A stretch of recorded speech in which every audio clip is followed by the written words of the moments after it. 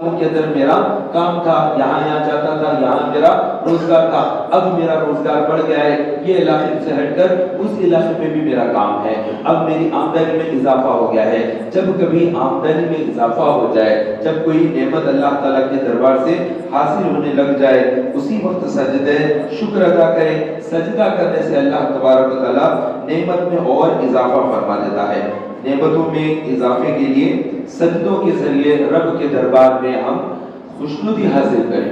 اور اسی طرح جب کوئی کام بننا ہے، جب کوئی کام نہیں بن جانا ہے، تو ایسے ٹائم پر کیا کریں؟ اللہ کے دربار میں سجدہ کریں، اللہ کو راضی کرنے کے لیے۔ یہ ہوتا ہے صلاۃ الحاجت۔ تو 2 رکعت نماز پڑھیں جب آپ کو کوئی چیز پیش ہو، ضرورت ہو کہ میرا فلاں کام بن جائے، میری یہ چیز مل جائے، میرا یہ چیز حاصل ہو جائے، مجھے فلاں جگہ پر انٹرویو میں پاس ہو جاؤں، فلاں جگہ پر میں لون کے لیے بات کیا تھا، وہ لون کا کام میرا بن جائے، اور میں گھر کے لیے یہ کام کر رہا تھا، یہ ہو جائے، بچی کی شادی کا کام رکا ہوا ہے، بہن کے لیے بات چل رہی ہے لیکن کام آگے نہیں بڑھ رہا ہے۔ ایسے معاملات آتے ہیں زندگی میں، تو جب بھی اس طرح کے معاملات آئے تو اس وقت میں 2 رکعت نماز عشاء کی نماز کے بعد پڑھے، اور اس نماز کو کہتے ہیں صلاۃ الحاجت۔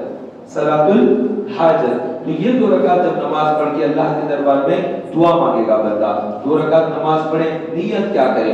نیت بس یہ کرے کہ صلاۃ الحاجت نفل نماز 2 رکعت پڑھتا ہوں، اس کے بعد دل ہی میں ارادہ کر لیں کہ میرا فلاں کام بن جائے۔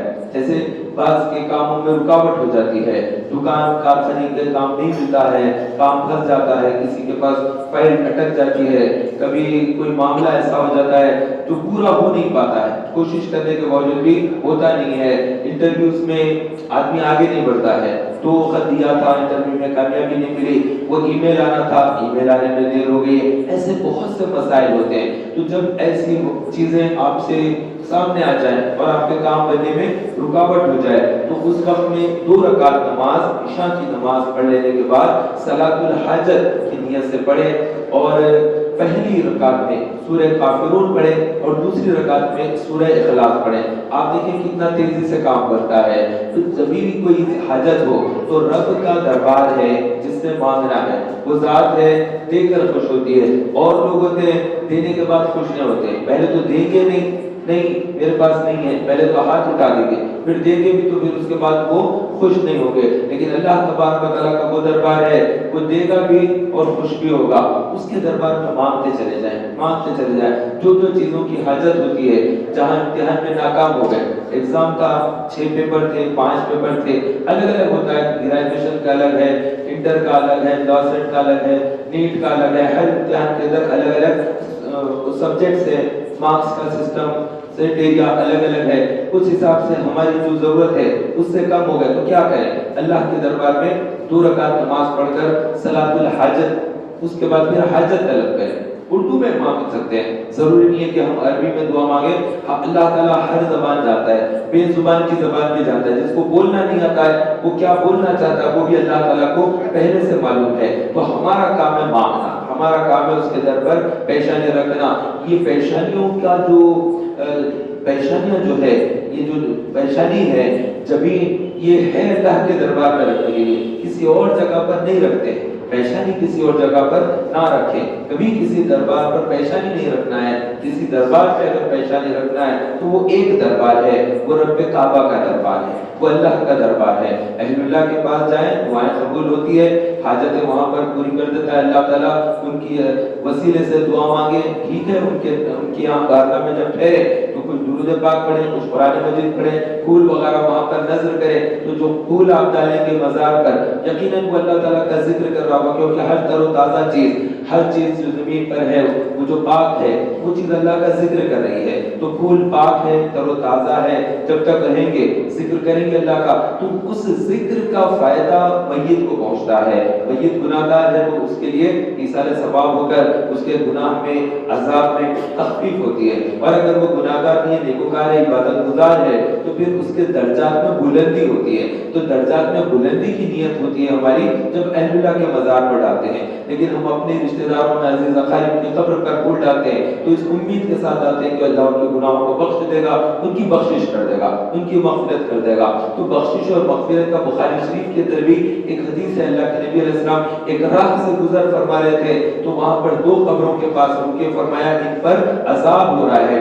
عذاب اس لیے ہو رہا ہے کہ ایک اس میں سے گناہ یہ کرتا تھا کہ پیشاب کے چھینٹوں سے نہیں بچتا، اور ایک آدمی وہ تھا جو گناہ یہ کرتا کہ وہ ادھر کی ادھر لگاتا تھا۔ اس وجہ سے دونوں قبروں پہ عذاب ہو رہا ہے۔ پھر اللہ کے نبی علیہ السلام نے اس قبر پر ایک درخت کے ٹہنی کو توڑا اور دونوں کو آدھی آدھی کر کر ایک ٹہنی ایک قبر پر اور ایک ٹہنی ایک قبر پر لگائی، اس لیے لگائی تاکہ اس کے اندر عذاب میں تخفیف ہو جائے۔ فرمایا کہ جب تک یہ تر و تازہ ہے اس طرح سے قبر کے اندر تخفیف ہو جائے گی، عذاب میں کمی ہوگی۔ اور اللہ کے نبی علیہ السلام کا یہ جو ہے آنکھ دیکھیے، آنکھ والے تیری جوبن کا تماشا دیکھیے، انہیں دیکھنے والے آنکھیں ہی بڑی بھاری آنکھیں ہوتی ہے، پھر ان کی آنکھوں کا کیا کہنا، ان کی وہ مبارک آنکھوں کا کیا کہنا ہے جس آنکھ نے اپنے رب کو دیکھا ہے۔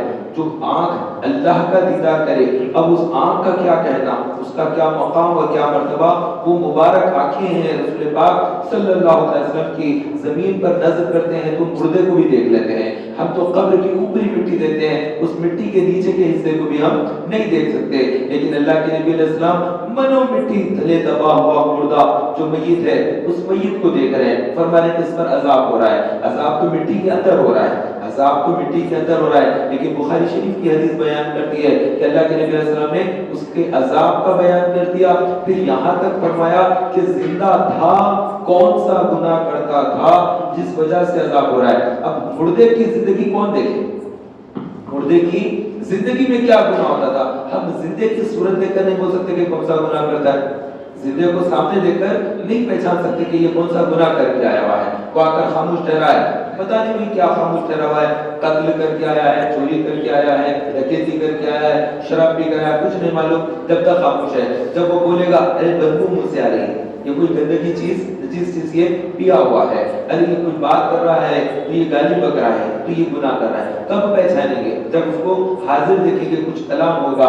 لیکن اللہ کے نبی علیہ السلام منو مٹی تلے دبے اس میت کے بارے میں فرما رہے ہیں کہ اس پر عذاب ہو رہا ہے، پیشاب کی چھینٹوں سے نہیں بچتا تھا، وہ تو جب کرتا تھا جب زندگی میں، لیکن عذاب اس کو آخرت میں ہو رہا ہے۔ تو اللہ کے نبی علیہ السلام کی آنکھیں وہ دیکھ لیتی ہے اور دیکھ کر بیان بھی کر دیتی ہے۔ دوسرا زندگی میں چغل خور تھا، ادھر کی ادھر ادھر کی ادھر کیا کرتا تھا، وَيْلٌ لِكُلِّ هُمَزَةٍ لُمَزَةٍ، تو ایسے لوگوں کے لیے عذاب ہے جو اس قسم کا کام کرتے ہیں، منہ پر تانا دینا اور بدی کر دینا، برائی پیش کر دینا اور اس طرح سے لگا کر آپس میں جھگڑے اور فساد مچانا، کوئی بات دیکھیے تو ادھر بول دینا، ان کی بات دیکھے تو ادھر آپ کے بارے میں یہ بول رہے تھے، ان کے بارے میں یہ بول رہے تھے، وہ آپس میں لوگوں کے سر ٹکرا کر پھوڑ دینا، اس قسم کا جو کبیرہ گناہ کرتے ہیں تو ان کے لیے عذاب تھا۔ اور اللہ کے نبی علیہ السلام نے ٹہنی لگائی تو وہاں پر عذاب میں تخفیف ہوگی، کیونکہ اللہ کے نبی علیہ السلام کا کوئی عمل رائے گا نہیں جاتا۔ تو تاجدار مدینہ صلی اللہ علیہ وسلم اس طرح امت کو بتا رہے ہیں کہ امت بھی درخت وغیرہ کے پودے وغیرہ لگائے، پھول وغیرہ لگا دے تاکہ اس کے ذکر سے قبر کے اندر آسانی ہو جائے۔ تو یہ ہمارے لیے تعلیم ہے۔ تو کبھی بھی ہو جب بھی ضرورت پڑے تو اللہ کے دربار سے مانگتے رہیں۔ نبی پاک صلی اللہ علیہ وسلم نے اللہ تبارک و تعالیٰ کے دربار میں سجدے کیے ہیں، شکرانے کے سجدے کیے ہیں، حاجت کے سجدے کیے ہیں، صلاۃ التسبیح کے سجدے کیے ہیں، الگ الگ موقعوں پر بڑی بڑی لمبی لمبی نمازیں پڑھی ہے۔ اللہ کے نبی علیہ السلام کا نمازوں کا یہ عالم ہوا کرتا جب کبھی جب گرہن لگ جاتا، سورج گرہن ہوتا یا چاند گرہن ہوتا، اللہ کے نبی علیہ السلام فوری سے متوجہ مسجد کی طرف ہو جاتے۔ حدیث پاک میں ہے مدینہ منورہ میں گرہن لگا، اللہ کے نبی علیہ السلام چادر گھسیٹتے ہوئے مسجد نبوی شریف میں حاضر ہوئے، تشریف لائے۔ مطلب کیا ہے؟ چادر گھسیٹتے ہوئے آنے سے مراد یہ ہوتی ہے کہ آدمی جب بہت تیزی کے ساتھ کوئی کام کرتا ہے تو اس کے کپڑے چادر وغیرہ زمین پر ہوتی ہے، اسے جھٹکنا، گلے میں ڈالنا، کندھے پر رکھنا، یہ تو اطمینان کے عالم میں کرتے ہیں۔ اطمینان کے عالم میں کوئی یہ کام کرتے ہیں، جلدی میں ہو تو کیا ہوتا ہے چادر گھسیٹے جاتی ہے اور تیزی سے مسجد کی طرف آتے ہیں۔ تو رب کائنات کے دربار میں حاضری کا اتنا زیادہ شوق اللہ کے نبی علیہ السلام کو ہے کہ جب ایسا معاملہ ہو جاتا جس کے اندر گرہن لگا ہے تو رسول پاک صلی اللہ علیہ وسلم بہت تیزی کے ساتھ مسجد میں آئے اور پھر لمبی نماز پڑھی. تاجدار مدینہ صلی اللہ علیہ وسلم نے 2 رکعت نماز پڑھی، لیکن اتنی لمبی نماز پڑھی کہ جب آپ صلی اللہ علیہ وسلم نے تکبیر تحریمہ اللہ اکبر ہاتھ باندھ دیا، سورہ فاتحہ پڑھی، پھر اور سورت پڑھی. اب پڑھتے جا رہے تھے تو ہم نے صحابہ کہتے ہیں ہم نے یہ سمجھا کہ آپ صلی اللہ علیہ وسلم اب قیام ہی کریں گے، اب قیام ہی کریں گے. اتنا لمبا قیام کیا، بہت لمبا قیام کیا. اس کے بعد پھر اللہ کے نبی علیہ السلام نے اللہ اکبر فرمایا اور رکوع میں چلے گئے. اور صحابہ کہتے ہیں کہ اب اتنا لمبا رکوع کیا، ہم یہ سمجھے کہ اب شاید رکوع میں ہی بہت زیادہ رہیں گے. اس کے بعد اللہ کے نبی علیہ السلام رکوع سے سر اٹھائے اور پھر اس کے بعد جب سجدے میں گئے تو بہت لمبے سجدے کیے. تو لمبا قیام، لمبے لمبے رکوع اور بہت لمبے لمبے دیر تک کیے جانے والے سجدے، یہ اللہ کے نبی علیہ السلام کا خاصہ رہا ہے. تو جب سجدے کریں تو بہت جلدی جلدی نہ کریں، بلکہ جب بھی نماز میں سجدے کریں تو تھوڑا اطمینان پیدا کر لیں، اپنے اندر تھوڑا اطمینان پیدا کر لیں. آپ کی زندگی کا سب سے اچھا وقت یہی ہے جو آپ سجدے میں ہیں، اس کو کم نہ کر لیں. خوشی کا موقع ہوتا ہے، آپ دیکھیے جب کسی کے یہاں شادی ہوتی ہے، بیاہ ہوتا ہے، ولیمہ ہوتا ہے یا کوئی تقریب ہوتی ہے تو وہ نہیں چاہتے کہ 1 گھنٹے میں ختم ہو جائے، 2 گھنٹے میں. ارے اچھا موقع ہے بھائی، سب لوگ آئیے، بیٹھیے، کھانا کھائیے، محفل چلائیے، اچھی باتیں کیجیے. اب اگر جگہ نہیں ہے تو وہ بات الگ ہے کہ بھائی بس جگہ نہیں، کچھ نہیں کر سکتے، گلی کے اندر ڈیرا ڈالا تھا، دعوت کے اندر زیادہ لوگ بیٹھ نہیں سکتے، جلدی خدا حافظ کرتے. لیکن بیٹھنے کی جگہ ہے تو سب کو بٹھائیں گے، اچھی بات چیت چلتی رہے، چائے کے اوپر چائے لا کر پیش کریں گے، بہت دیر تک چلائیں گے اور کچھ بیان ہو، کچھ لوگ بیٹھے. تو خوشی کے موقع پر بندہ چاہتا ہے کہ یہ زیادہ دیر ہمارے ساتھ خوشی رہے. تو یہ خوشیوں کو زیادہ کرنا چاہتے ہیں تو سب سے زیادہ اچھا جو وقت ہے وہ سجدے کا وقت ہے. تو اس کو کیوں نہ زیادہ کیا جائے، سجدے کے اپنے وقت کو زیادہ کیوں نہ کیا جائے. تو لمبے سجدے کیجیے. تاجدار رسالت صلی اللہ علیہ وسلم کا ارشاد گرامی ہے، اللہ تبارک و تعالی ارشاد فرماتا ہے جب کوئی بندہ مجھے سجدہ کرتا ہے، جب کوئی بندہ مجھے سجدہ کرتا ہے، اس کے ہونٹ ہلتے ہیں، میں اس کے قریب ہوتا ہوں. ہونٹ اس کے ہلتے ہیں، سجدے کی حالت میں ہونٹ ہلتے تو میں اس کے قریب ہوتا ہوں. یہاں پر کئی چیزیں سیکھنے کو ملتی ہیں اس ایک حدیث پاک میں. ایک تو یہ کہ نماز میں قیام، قیام یعنی کھڑے رہنا. نماز میں تکبیر تحریمہ اللہ اکبر، اور اس وقت بھی اللہ تعالیٰ قریب ہے یہ نہیں بیان کیا گیا ہے کہ اس کو ثواب ملتا ہے، فرشتے اس کے ساتھ ہوتے ہیں. قیام کرتا ہے، فرشتے اسے تعجب سے دیکھتے ہیں. پھر اس کو رکوع کرتا ہے تو فرشتے اس پر تعجب کرتے ہیں، اور جب سجدہ کرتا ہے تو فرشتے تعجب کرتے ہیں کہ یہ پوری ہماری عبادت ہے. قیام کرنا، رکوع کرنا، تشہد میں بیٹھنا، سجدے کرنا، یہ سب ہمارا طریقہ ہے. یعنی فرشتوں کی ایک جماعت ہے جو ہمیشہ کھڑی رہتی ہے، بس قیام کی حالت میں وہ عبادت ہے. اور فرشتوں کی ایک بہت بڑی جماعت ہے، وہ گروہ کیا کرتا ہے، مسلسل رکوع میں ہوتا ہے. اب وہ دوسرا کام نہیں کرتا. وہ لاکھوں کی تعداد میں فرشتے، وہ صرف رکوع میں. اور ایک بہت بھاری جماعت ہے فرشتوں کی، وہ سجدے کی حالت میں، وہ لمبے سجدے کرتے ہیں. تو انسان کو دیکھ کر فرشتے متعجب ہوتے ہیں کہ کیا اللہ نے ان کو عبادت دی ہے کہ یہ ایک ہی نماز کے اندر قیام بھی کر لیا، رکوع بھی کر لیا، تلاوت بھی کر لیا، ذکر بھی کر لیا، سجدے بھی کر لیا، تشہد بھی پورا کر لیا، سلام بھی پھیر دیا. کتنے کام ہے، تھوڑی سی دیر میں پوری عبادت کو مختصر تمام چیزوں کو لے کر آ کر ایک ہی جگہ اس نے جمع کر دیا. تو فرشتے جس کو دیکھ کر تعجب کرے، وہ چیز انسان کو اللہ نے عطا کی ہے، وہ عبادت نماز ہے. نماز منزلوں میں ایسی منزل ہے، اگر کسی روزہ بھی عبادت اور زکوٰۃ بھی عبادت، حج بیت اللہ عمرہ کرنا یہ بھی عبادت ہے. تمام چیزیں فرض ہیں، روزہ، زکوٰۃ، حج، یہ تمام چیزیں فرض ہے. لیکن نماز کی ایک ایسی فرضیت ہے جس کا مقام و منزلہ سر ہے.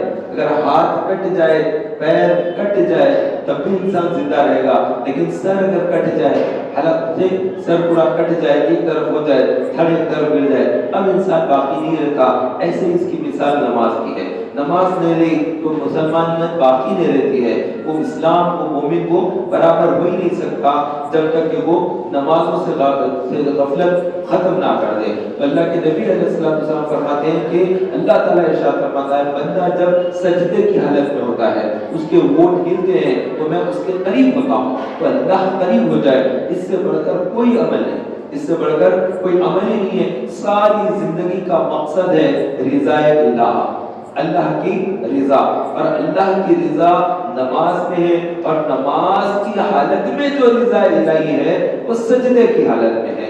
آپ دیکھیے قیام اور رکوع سے بڑھ کر مرتبہ سجدے کا ہو گیا، تو اپنے سجدوں کو لمبا کریں.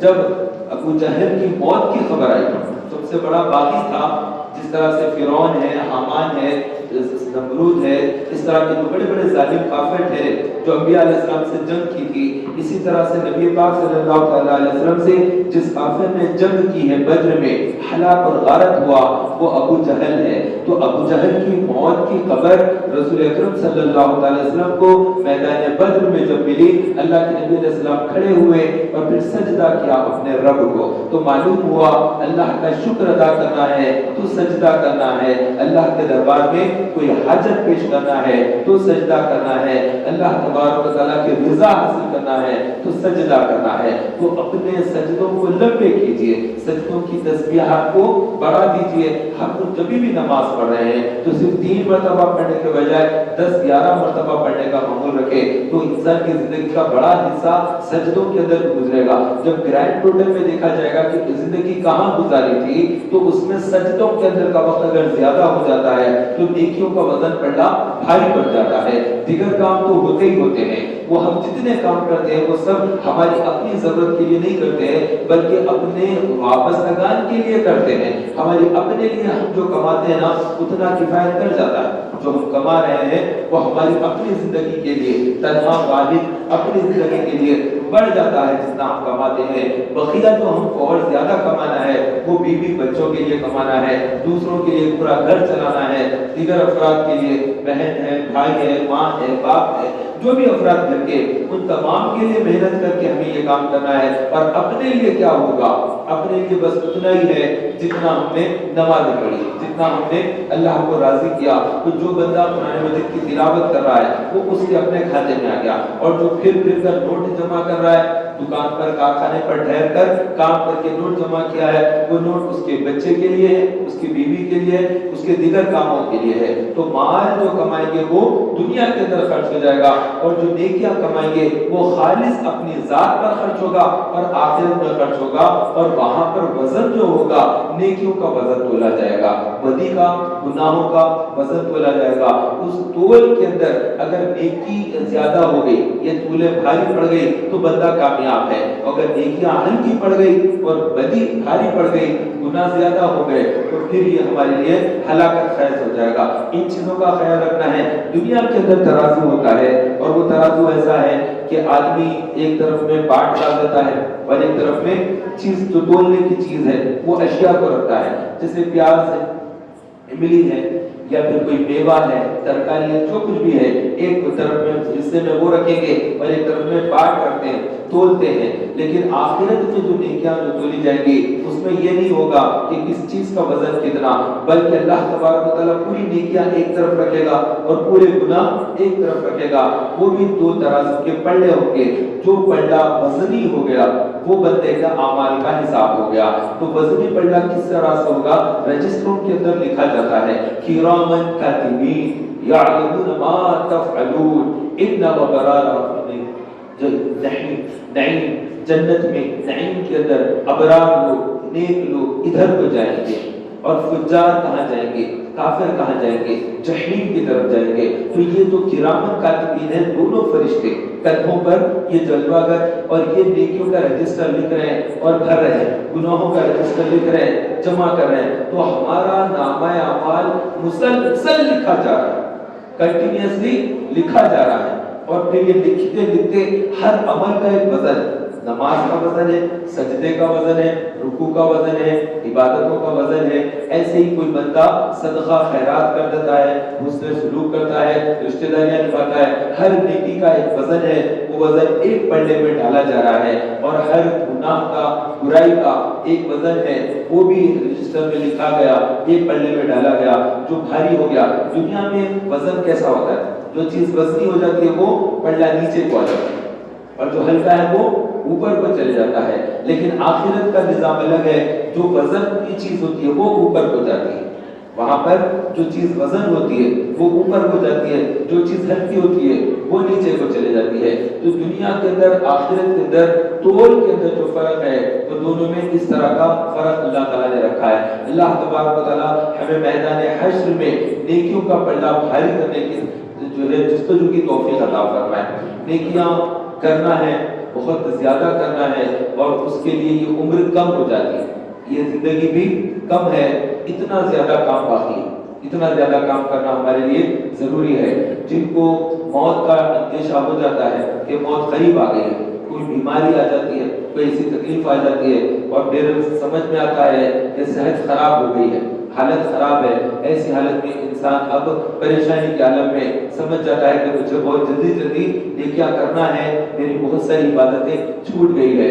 تو آخری عمر کے حصے میں عبادت میں بندہ کثرت کرتا ہے۔ ایسے ہی جیسے ایگزام ہال میں لکھتے ہیں 3 گھنٹے کا امتحان ہوتا ہے، تو آپ غور کریں، آپ بھی ایگزام دیے ہیں، میں نے بھی ایگزام دیا ہے، میں بھی گریجویشن کیا ہوں عثمانیہ یونیورسٹی سے، 1994 میں ہمارا گریجویشن تھا۔ تو میں آپ کو بتاؤں کہ جس وقت ہم لکھتے تھے، جب آخری گھنٹہ ہوگا 3 گھنٹے کا ایگزام، تو لاسٹ 1 آور جو ہوتا ہے اس کی سپیڈ زیادہ ہوتی تھی، اس کی سپیڈ زیادہ ہوتی۔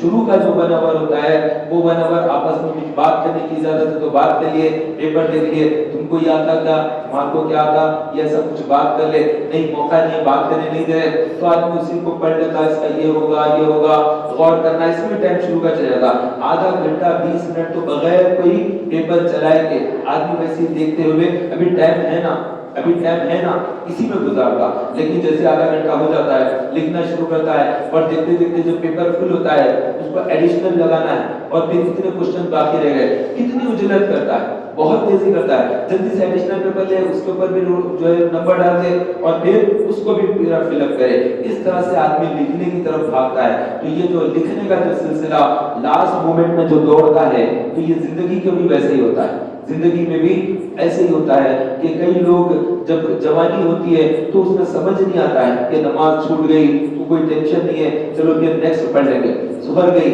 اثر میں جا کے پڑھ لیں گے، چلے جاتے ہیں عصر کی نماز پڑھ لیتے ہیں، عصر کی نماز بھی چھوٹ گئی تھی، ارے تھوڑا کام آ گیا تھا اس وجہ سے چھوٹ گئی، اب مغرب پڑھ لیتے ہیں۔ تو اس طرح معاذ اللہ گناہ پر گناہ ہوتا ہے، اور اتنا زیادہ احساس نہیں ہوتا، لیکن بڑھاپے میں آدمی کو بہت زیادہ احساس ہو جاتا ہے کہ اب جانے کا وقت قریب ہے، ملاقات کا ٹائم قریب آ رہا ہے، اور رب سوالات کرنے والا ہے، سوالات کے لیے کھڑا کیسا ہوگا، یہاں سے وحشت شروع ہوتی ہے، اور دل گھبراتا ہے آدمی کا، بڑھاپے میں عمر کے آخری حصے میں گھبراتا ہے۔ اور بعض لوگ ایسے بھی ہوئے ہیں جو خوف خدا میں ایک دم بہت واقعی ہو گئی، اتنا زیادہ ڈر گئے ہیں۔ تو اللہ کے نبی علیہ السلام نے ہمیں خوف اور رجا کے درمیان میں رکھا ہے۔ امام محمد غزالی رضی اللہ تعالیٰ عنہ بیان کرتے ہیں کہ آدمی جب جوان ہو تو اس وقت خوف کے عالم میں ہو، جب صحت مند ہو خوف کے عالم میں ہو، جب مالی حالت اچھی ہو تو اس وقت خوف کے عالم میں ہو کہ گناہ کی کثرت ہونے کا اندیشہ رہتا ہے، اور جب بڑھاپے کی طرف چلا جائے، عمر کا ایک حصہ گزر جائے تو اب خوف کے عالم میں نہ جائے بلکہ رجا کی طرف چلا جائے۔ رجا یعنی امید، اللہ تعالیٰ سے رحمت کی امید۔ تو بڑھاپے میں اللہ کی رحمت کی امید رکھے، اللہ سے کرم نوازی کی امید رکھے، وہ بخشش کر دے گا، وہ غفور ہے، وہ مغفرت کر دے گا، وہ مٹا دے گا گناہوں کو، وہ معاف کر دے گا، وہ ہم پہ رحمت نازل کرے گا، وہ ہماری بخشش کر دے گا۔ یہ جو بخشش ہے، یہ جو رحمتیں ہیں، جو مغفرتیں ہیں، یہ بڑھاپے میں بندے کو اس کی طرف آنا ہوگا، کیونکہ دونوں کے درمیان میں زندگی گزارنا ہے۔ اللہ کا خوف اور اللہ سے امید، ان دونوں کے درمیان میں ہماری زندگی ہے، اور اس میں کس کے قریب ہو؟ جوانی میں خوف خدا کے قریب ہو، بڑھاپے میں اللہ سے رحمت کی امید کے قریب ہو، اس طرح سے زندگی گزارے۔ تو بوڑھے جو لوگ ہو جاتے ہیں، جن کی عمر 55 سال ہو گئی، 60 سال ہو گئی، 70 سال ہو گئی ہے، تو اب انہیں خوف خدا کی بات نہ کریں کہ اللہ تعالیٰ نے کیسے عذاب دیا ہے، قوم عاد پر کیسا عذاب آیا، قوم ثمود کو اللہ تعالیٰ نے کیسے ہلاک کیا تھا، وہ قوم لوط کو اللہ تعالیٰ نے پتھروں سے مار مار کر ہلاک کر دیا، فلاں قوم کو اللہ تبارک و تعالیٰ نے ڈبو دیا، تو نوح علیہ السلام کو اللہ تعالیٰ نے نجات دے دی، باقی قوم ان کی ڈوب کر ایسی ہو گئی۔ تو اس طرح سے جن قوموں پر عذاب آیا ہے گناہوں کے سبب ان عذابات کو ضعیف لوگ نہ سنیں، ضعیف لوگ نہ کے سامنے بیان نہ کرے، بلکہ ان کے سامنے اللہ کی رحمت بیان کی جائے، اللہ کی بخشش بیان کرے، اللہ کی مغفرت بیان کرے، کیونکہ بڑھاپے کے عالم میں شیطان ان کے اوپر حاوی ہونا چاہتا ہے اور انہیں اللہ سے بدظن کرنا چاہتا ہے تاکہ ان کو اللہ سے کی طرف جانے کی رغبت نہ ہو، کیونکہ اب ملاقات کا ٹائم قریب ہے، وقت قریب ہے اور بہت جلد اللہ سے ملاقات ہونے والی ہے۔ تو اللہ سے اچھا گمان رکھیں، کیونکہ اللہ کے نبی علیہ السلام ایک صحابی کے پاس آئے اور ان کا انتقال کا وقت تھا، تو ان سے پوچھا تم اپنے رب کے تعلق سے کیا گمان رکھتے ہو، اپنے رب کے تعلق سے تمہارا کیا گمان ہے؟ تو وہ بستر مرگ پر تھے، انہوں نے بستر ہی سے کہا کہ یا رسول اللہ میں اللہ تعالیٰ سے امید کرتا ہوں کہ وہ مجھے بخش دے گا، مجھے معاف کر دے گا، میں اللہ سے یہ امید رکھتا ہوں، یہ میرا گمان ہے۔ تو اللہ کے نبی علیہ السلام نے ارشاد فرمایا وہ بندہ اللہ سے ملاقات کے وقت میں جو گمان رکھتا ہے اللہ اس سے ویسے ہی حالت میں ملتا ہے، اللہ اس سے اسی حالت میں ملتا ہے۔ جو اللہ کو ناپسند کرتا ہے اللہ اس کو ناپسند کرتا ہے، جو اللہ کو پسند کرتا ہے اللہ اس کو پسند کرتا ہے۔ آپ بولیں گے کہ بندہ کیوں ناپسند کرے گا، اللہ کو کیوں ناپسند کرے گا؟ شیطان اس کو سمجھاتا ہے موت کے وقت کہ تیرا گھر چھوٹ رہا ہے، تیری بیوی چھوٹ رہی ہے، تیرے بچے چھوٹ رہے ہیں، تیرا کاروبار چھوٹ رہا ہے، تیری فلاں چیزیں ہیں، تیرے پاس یہ جائیدادیں تھی، تیرے پاس یہ آسانہ تھی، تیری یہ آسائش تھی، تیری سہولتیں تھی، یہ تیری زندگی تھی، کتنا تیرا خاندان تھا، قبیلہ تھا، دوست احباب تھے، سب کچھ چھوٹ جا رہا ہے۔ تجھے جو موت دے رہا ہے وہ اللہ ہے، تیری نعمتیں جا رہی ہیں اور تجھے موت آ رہی ہے اور یہ موت اللہ دے رہا ہے۔ اس طرح سے شیطان اس کو ورغلاتا ہے اور وہ شیطان کے ورغلا میں آ کر اللہ سے ناراض ہوتا ہے کہ اللہ مجھے موت کیوں دے رہا ہے۔ جب وہ اللہ سے ناراض ہوتا ہے اللہ اس سے ناراض ہوتا ہے اور اللہ اس سے ناراضگی کی حالت میں ملاقات ہوتی ہے، یہ بہت غلط ملاقات ہو جاتی ہے، یہ بہت ہی خطرناک بات ہو جاتی ہے۔ تو موت کے وقت میں جتنا زیادہ انسان کے پاس مال ہوگا اتنا زیادہ مال کی محبت ہوگی، جتنا بندے نے صدقہ کیا ہے، خیرات کیا ہے، نیکیاں کی ہے، نمازیں پڑھی ہے، روزے رکھے ہیں، اللہ کی عبادتیں کی ہے، تلاوت کلام پاک کیا ہے یا جو بھی ذکر و اذکار کیا ہے، حسن اخلاق سے پیش آیا ہے، یہ تمام نیکیاں کی ہے، یہ نیکیاں میرے رب کے دربار میں موجود ہے، تو ملاقات کے لیے جاتے وقت آدمی کو تکلیف نہیں رہتی، کیونکہ ہمارا بہت سا سامان وہاں پر ہے، ہماری بہت سی نیکیاں وہاں پر ہے، جائیں گے تو خالی ہاتھ نہیں جا رہے، بہت کچھ ہم نے جمع کیا ہے۔ میں نے 30 دن روزے رکھ کر وہاں پر روزے رکھے تو میرے روزے مجھے وہاں پر ملے گے اللہ کی رحمت سے، مجھے میں نے صدقہ کیا ہے، میں نے خیرات کیا ہے، میں نے غریب اور مسکین کو روٹی دی ہے، میں نے مصیبت زدہ کی مصیبت کو دفع کیا ہے، میں نے تکلیف والے کی تکلیف کو دفع کیا ہے، میں نے حاجت مند کی حاجت پوری کی ہے، میں نے وقت پر نماز پڑھ کر سجدے ادا کیے، تو یہ تمام چیزیں میری اللہ کے دربار میں موجود ہے، میں جاؤں گا وہ مجھے ساری چیزیں مل جائیں گی۔ اس امید کے ساتھ جب جاتا ہے بندہ تو اس کو وہاں پر اللہ ملا بھی دیتا ہے وہ چیزیں، اور جو گناہ کیے ہیں اس کے لیے اللہ کے دربار میں معافی مانگے، دعا مانگے کہ مجھ سے گناہ سرزد ہوئے، انجانے میں ہو گئے، جان بوجھ کر ہو گئے، شیطان کے ورغلانے میں آ گئے، نفس کی خواہش کے مطابق ہو گئے، اس پر معافی مانگے تو موت کے وقت میں بندہ اللہ کے قریب ہو جائے، کیونکہ اللہ تبارک و تعالیٰ ہی سے ملاقات کرنا ہے، کوئی اور راستہ نہیں ہے کہ کسی اور طرف میں جائے، وہ ایک رب ہے، اس سے ہٹ کر کوئی رب نہیں ہے کہ اس کو چھوڑ دیں گے تو کوئی اور رب ملے گا، نہ ایک ہی رب ہے، اسی کے پاس جانا ہے، اسی سے ہمارا تعلق ہے، تو خالق ہے وہ، ہم مخلوق ہے، ہمارا اس کے ساتھ ایک تعلق ہے، ہم ساجد ہے سجدہ کرنے والے، وہ ہمارا مسجود ہے، ہم اس کو سجدہ کرتے، ہمارا اس کے ساتھ ایک تعلق ہے، وہ معبود ہے، ہمارا عبادت ہم اس کی کرتے ہیں، ہم عابد ہے، عبادت گزار ہے، ہمارا اس کے ساتھ ایک تعلق ہے۔ اس تعلق کو اس کو اور مضبوط کرنا، یہ کیسے مضبوط ہوگا؟ ساجد کو چاہیے سجدے زیادہ کرے، عابد کو چاہیے عبادت زیادہ کرے، بندے کو چاہیے بندگی زیادہ کرے، کیونکہ خالق کو بندگی پسند ہے۔ یہ عمل کرتے کرتے جب بندہ دنیا سے رخصت ہوتا ہے پھر اللہ سے ملاقات کرتا ہے تو وہ اللہ تبارک و تعالیٰ سے اچھی حالت میں ملاقات کرتا ہے، اللہ اس کے ساتھ رحمت والا معاملہ کر دیتا ہے۔ کتنے ایسے لوگ ہوتے ہیں جو نیکی کرتے ہیں، کتنے ایسے لوگ لوگ ہوتے ہیں بدی کرتے ہیں، لیکن موت کے وقت اللہ نے ان کے نصیب میں جو لکھا وہ کر دیتا ہے۔ تو بعض دفعہ یہ ہوتا ہے کہ بندہ نمازی بھی ہوتا ہے، عبادت گزار بھی ہوتا ہے، لیکن موت کے وقت وہ عبادت سے جی چرا لیتا ہے، کافرانہ روش اختیار کر لینا، غلط قسم کا کام کر دینا، ایسا کام کر کے بری حالت میں مر جاتا ہے، کیونکہ اللہ تبارک و تعالیٰ نے اس کے نصیب میں جہنم لکھا ہے، تو وہ کافر ہو کر مر جاتا ہے۔ کبھی عبادت نہیں کر کے گناہگار ہو کر مر جاتا ہے، کبھی وہ اللہ کا باغی بن کر طاغی بن کر مر جاتا ہے، کسی چیز کا انکار کر دیتا ہے، رب کی ربوبیت کا انکار کرتا ہے۔ ایسے بہت سے لوگ ہوئے ہیں جو بستر مرگ پر جب تھے تو اس وقت انہوں نے اللہ تعالیٰ کے خلاف میں کچھ جملے بول دیے اور مر گئے، وہ ہمیشہ ہمیشہ کے لیے جہنمی ہو جاتے ہیں۔ تو اللہ تبارک و تعالیٰ ہی جانتا ہے کس کا ایمان پر خاتمہ ہوگا، کس کا کفر پر خاتمہ ہوگا۔ تو ایمان پر خاتمے کے لیے دعا کرنا چاہیے۔ آپ غور کریں، لاکھوں کی تعداد میں نہیں، کروڑوں کی تعداد میں مشرک ہیں، کروڑوں کی تعداد میں کافر ہے، تو ان لوگوں نے کفر کیا اور یہ جہنم میں جائیں گے۔ تو آپ اگر ایک دل پر ہاتھ رکھ کے سوچے کہ اگر اللہ نے چاہا تو کیا یہ ایمان نہیں لاتے؟ ضرور لے آتے، لیکن اللہ نے نہیں چاہا۔ اللہ نے حکم تو دیا ہے کہ ہر کوئی ایمان لائے، لیکن آدمی وہی ایمان لاتا ہے جس کو اللہ توفیق بخشتا ہے، جس کو اللہ چاہتا ہے وہ مومن ہوتا ہے، باقی سارے کافر۔ تو ہم دنیا میں آنے سے پہلے بھی کافر تھے، ہندوستان میں مسلمانوں کے قدم رکھنے سے پہلے بھی یہاں پر مشرک تھے اور بڑی تعداد میں تھے، بہت زیادہ تعداد میں ابھی بھی ہیں۔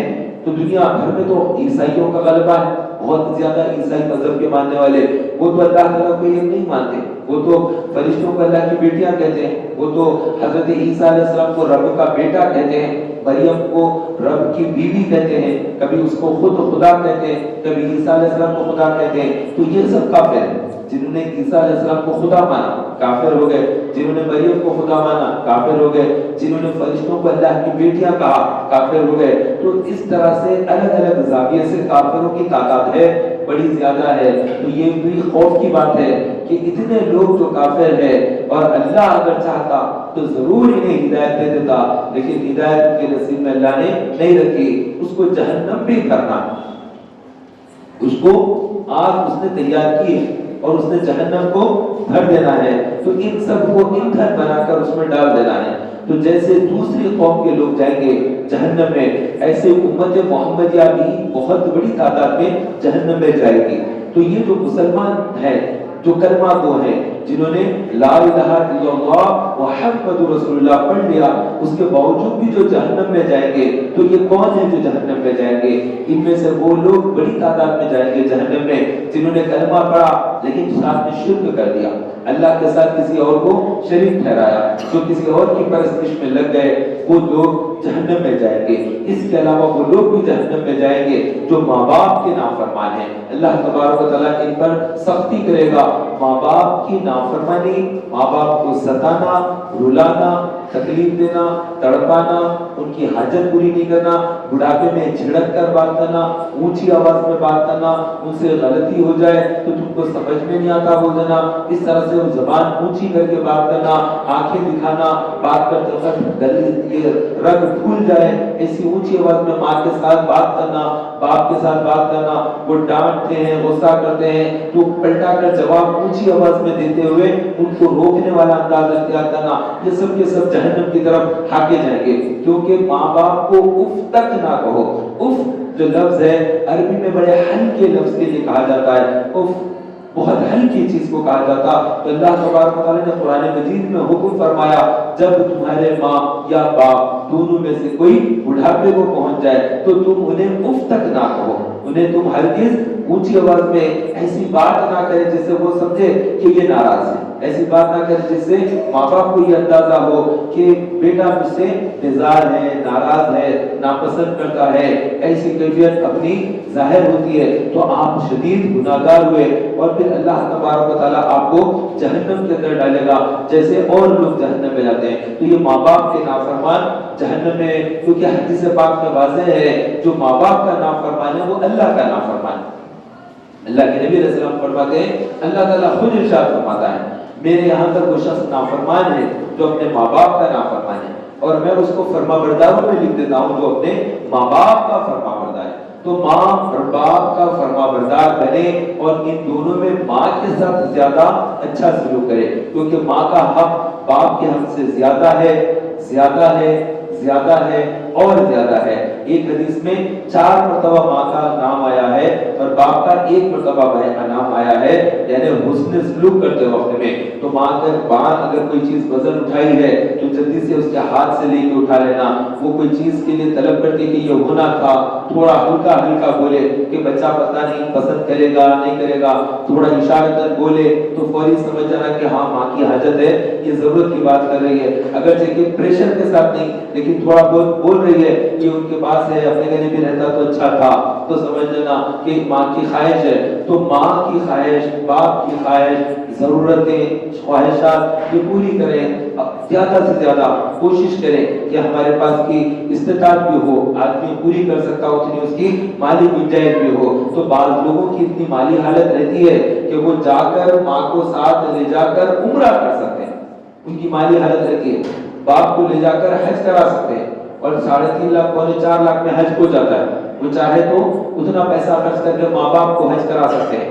8 لاکھ خرچ کر دے گا تو ماں باپ کا خود کے 4 لاکھ, تو 12 لاکھ نکال سے وہ پیمنٹ کر کے حج کرا سکتا ہے. لیکن دل نہیں پڑتا کہ نہیں اتنا پیسہ کیوں خرچ کرو, تو خرچ نہیں کر کے پیسہ روک لیتے ہیں. تو حاجی بنائیں اپنے ماں باپ کو. حج اگر نہیں کرا سکتے, اتنی استطاعت نہیں ہے, تو کم از کم عمرہ تو کرا دیں کہ ان کے احسانات بے شمار ہیں. اور یہ نہ سمجھیں کہ عمرہ کرا دینے پر ان کے احسانات کا بدلہ ہو گیا ہے. ماں باپ کے احسان ختم نہیں ہوتے, ماں باپ کا احسان تو ختم نہیں ہوتا ہے, بلکہ حدیث شریف میں ہے کہ مرنے کے بعد بھی, ماں باپ کے فوت ہو جانے کے بعد بھی ان کے حقوق ابھی باقی رہتے ہیں. وہ حق کیا ہے انتقال کے بعد؟ تو ان کے لیے نماز جنازہ پڑھنا جیسے اور نمازوں سے زیادہ اہم ہے کہ نماز جنازہ میں ماں باپ کے شامل ہونا, ان کے لیے بخشش کی دعا کرنا, ماں باپ کی مغفرت کی دعا کرنا, اور جمعہ ان کی قبر پر جانا, کبھی یاسین پڑھنا یا کبھی سورۃ الملک پڑھنا, ان کی مغفرت کی دعا کرنا, اور ماں باپ کے انتقال کے بعد ان کے دوستوں کے ساتھ اچھا سلوک کرنا.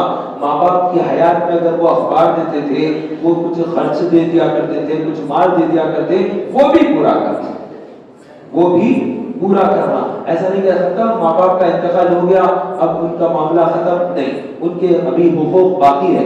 وہ جس کے ساتھ اچھا سلوک کرتے تھے, خیرات کیا کرتے تھے.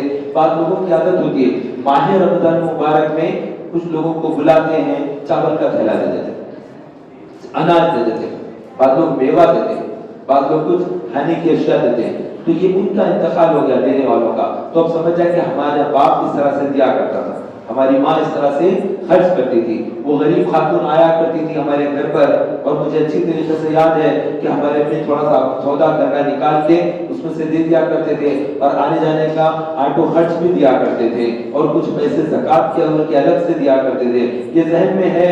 اب آپ ان کے انتقال کے بعد, وہ امی کے پہچان والے تھے, اب ہم کو نہیں کرنا ہے نا, ان کے انتقال کے بعد بھی وہ خاتون آئے تو ویسے ہی کرنا ہے جیسے ماں کی زندگی میں وہ کیا کرتی تھی.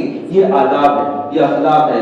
اور دینے کے بعد عاجزی بھی رکھنا, تکبرانہ روش نہیں. ہم دیے ہیں ڈانٹ کر, جھگڑ کر, غصہ کر کے نہیں. پہلے زمانے میں جب لوگ خیرات کیا کرتے تھے تو نیک لوگوں کا یہ طریقہ تھا, ایسا دیا کرتے تھے, یہ قبول کر لیتے, یہ ہماری طرف سے قبول کر لیجیے. اور ان کی صورتوں میں ایسی مسکینیت رہتی تھی دینے والوں کے اندر کہ ایسا دکھتا تھا جیسے یہ مانگ رہے, حالانکہ وہ دے رہے ہوتے, لیکن ان کے چہروں کے اندر مسکین چہرہ, لے لیجیے نا, گزارش ہے ہماری, یہ قبول کر لیجیے نا. تو ایسی عاجزی, سمجھ نہیں آتا تھا کہ یہ دے رہا ہے یا لے رہا ہے, اتنا عاجزی کے ساتھ لوگوں کو پیش کیا کرتے تھے. اور بعض تو وہ ہوتے تھے رات کے اندھیرے میں جا کر دیا کرتے تھے کہ ہمارا چہرہ دیکھ کر وہ کہیں شرمندہ نہ ہو جائے. تو بعض لوگ تو وہ ہوتے تھے دروازے پر جا کر ان کی حاجتوں کی چیزیں, ضرورت کی چیزیں پیش کر دیا کرتے تھے. تو یہ پہلی صدی کا واقعہ ہے, اسلام کی پہلی صدی, دوسری صدی, تیسری صدی, یہ 3 صدیاں ایسی گزری. اسلام کے اندر شروع کا دور بہت اچھا گزرا. اذان ہوتی تو وہاں پر نماز کا عالم یہ ہوتا تھا, سارے کام چھوڑ دیتے اور فوری نماز کے لیے آ جاتے, صفوں کی صفیں بچ جاتی تھی. پہلی صدی, دوسری اور تیسری صدی میں اتنا زیادہ شوق ہوتا تھا، ایسا عالم ہوتا تھا کہ اگر کوئی موچی ہوتا یا کوئی درزی ہوتا، وہ اگر کچھ چیز سی رہا ہے، جیسے جوتا سی رہا ہے، کپڑا سی رہا ہے، تو وہ سیدھے سیدھے سوئی کو کھینچنا ہوتا، بو دیا اندر، اب کھینچنا ہوتا ہے، اذان کی آواز شروع ہوتی ہے، اللہ اکبر اللہ اکبر، وہ اسی وقت سوئی کو چھوڑ دیتا، اسی میں روک دیتا کہ اب اذان ہو گئی، نماز کو چھوڑ کر میں یہ کام کروں، وہ فوری سے جاتا، وضو کی تیاری شروع ہوتی، استنجا جانا، وضو کرنا ہے، اب نماز پڑھنا ہے، ایسا عالم تھا۔ اور جمعہ کا عالم تو لوگوں کا یہ تھا، فجر کی نماز کے بعد وہ لوگ نکلتے تھے، آج جمعہ ہے تو جمعے کی تیاری ہے، تو اول وقت میں فجر کی نماز پڑھنے کے بعد مسجد میں بیٹھے رہتے ذکر و اذکار کرتے اب تک کہ جب تک کہ اشراق کا وقت نہ ہو جاتا ہے، جب شرق ہو جاتا، اشراق کا وقت ہوتا تو 2 رکعت نماز پڑھتے، پھر بیٹھے رہتے اور تھوڑی دیر اللہ کا ذکر کرتے، اس کے بعد پھر سورج اور سامنے ابھر کر آ جاتا، جیسے 9 بجے کا ٹائم ہو جاتا ہے تو اس وقت میں وہ چاشت کی نماز پڑھتے۔ ہم فارسی میں اردو لفظ استعمال کرتے ہیں، چاشت کہتے ہیں، عربی میں اگر کہیں گے تو ضحیٰ کہیں گے، اور ضحیٰ جو کہتے ہیں یہ چاشت کی نماز ہے۔ تو اللہ کے نبی علیہ السلام صلاۃ الاشراق بھی پڑھتے اور صلاۃ الضحیٰ بھی پڑھتے، چاشت کی نماز۔ تو کتنی رکعت پڑھتے؟ کبھی 2 رکعت پڑھتے تھے، کبھی 4 رکعت پڑھتے، کبھی 6 رکعت، کبھی 8 رکعت، کبھی 12 رکعت بھی پڑھتے۔ تو اس طرح اللہ کے نبی علیہ السلام موقع کی مناسبت سے الگ الگ پڑھا کرتے اور کبھی چھوڑ دیا کرتے نماز، یہ اشراق کی نماز، چاشت کی نماز کو اللہ کے نبی علیہ السلام بعض دفعہ ایک تک چھوڑ دیتے تھے، کئی دن تک نہیں پڑھتے تھے۔ اس لیے نہیں پڑھتے تھے، علماء فرماتے ہیں کہ اگر میں وہ نماز پڑھوں، اللہ کے نبی علیہ السلام اس نیت کے ساتھ چھوڑ دیتے تھے کہ میں اگر پابندی سے پڑھتا رہوں گا، اللہ تعالیٰ اگر فرما دے گا یہ نماز جو محبوب آپ پڑھتے ہیں، یہ نماز آپ امت کو حکم فرما دیجئے کہ یہ اشراق کی نماز پڑھے، تو پھر امت کے لیے ایک نیا حکم آ جائے گا۔ اس لیے اللہ کے نبی علیہ السلام پہلے ہی چھوڑ دیا کرتے تھے۔ چاشت کی نماز پڑھتے اور کبھی ایسا دکھتا اللہ کے نبی علیہ السلام کو کہ کہیں وہی نازل نہ ہو جائے کہ چاشت کی نماز آپ پڑھ رہے ہیں، آپ اپنی امت کو بھی حکم فرما دیں، تو اللہ کے نبی علیہ السلام نہیں چاہتے تھے کہ امت کو کوئی حکم دے کہ نئی نماز ہے، میرا دیکھ کر امت خود پڑھ لے، انہیں ثواب ہے، نہ پڑھے تو پھر ان کی پکڑ ہو جائے گی۔ تو اللہ کے نبی علیہ السلام 5 نمازوں کا حکم دیا کرتے تھے۔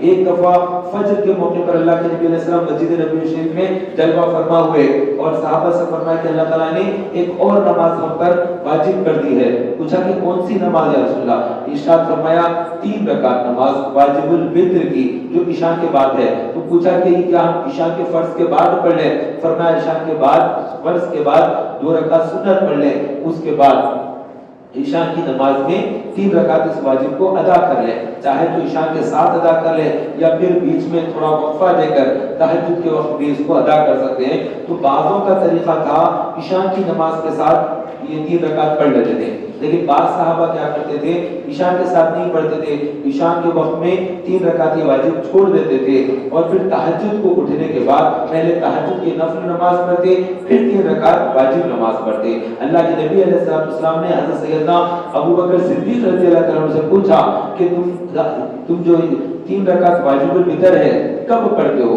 تو انہوں نے عرض کیا کہ رسول اللہ میں عشاء کے ساتھ ملا کر پڑھ لیتا ہوں کیونکہ تہجد کے وقت میں نہ اٹھ پاؤں تو کہیں یہ میری قضا نہ ہو جائے۔ تو اللہ کے نبی علیہ السلام نے پھر حضرت عمر فاروق رضی اللہ عنہ سے پوچھا کہ اے عمر تم اشراق کی تہجد کی تم 3 رکعت واجب الوتر کس طرح سے پڑھتے ہو؟ تو انہوں نے عرض کیا کہ یا رسول اللہ میں عشاء کی نماز پڑھ لیتا ہوں، 3 رکعت واجب نہیں پڑھتا ہوں، اور تہجد کو جب اٹھتا ہوں تو پھر تہجد کی پڑھنے کے بعد پھر یہ 3 رکعت بھی پڑھ لیتا ہوں۔ اللہ کے نبی علیہ السلام نے فرمایا دونوں کا طریقہ بھی اچھا ہے، دونوں کا طریقہ اچھا ہے، لیکن ابو بکر کے طریقے میں آسانی، ابو بکر کے طریقے میں آسانی ہے اور عمر کے طریقے میں مشقت ہے، اس میں مشقت ہے۔ کمپلسری اب تہجد کے لیے اٹھنا، کیونکہ اگر تہجد نہ ہوئی، تہجد تو نفل نماز ہے، تہجد نہ ہوئی تو 3 واجب بھی چھوٹ جائے گے، اس ڈر سے بندہ لازم اٹھے گا اور تہجد بھی پڑھے گا۔ تو فاروق اعظم رضی اللہ عنہ کا جو عمل ہوتا تھا،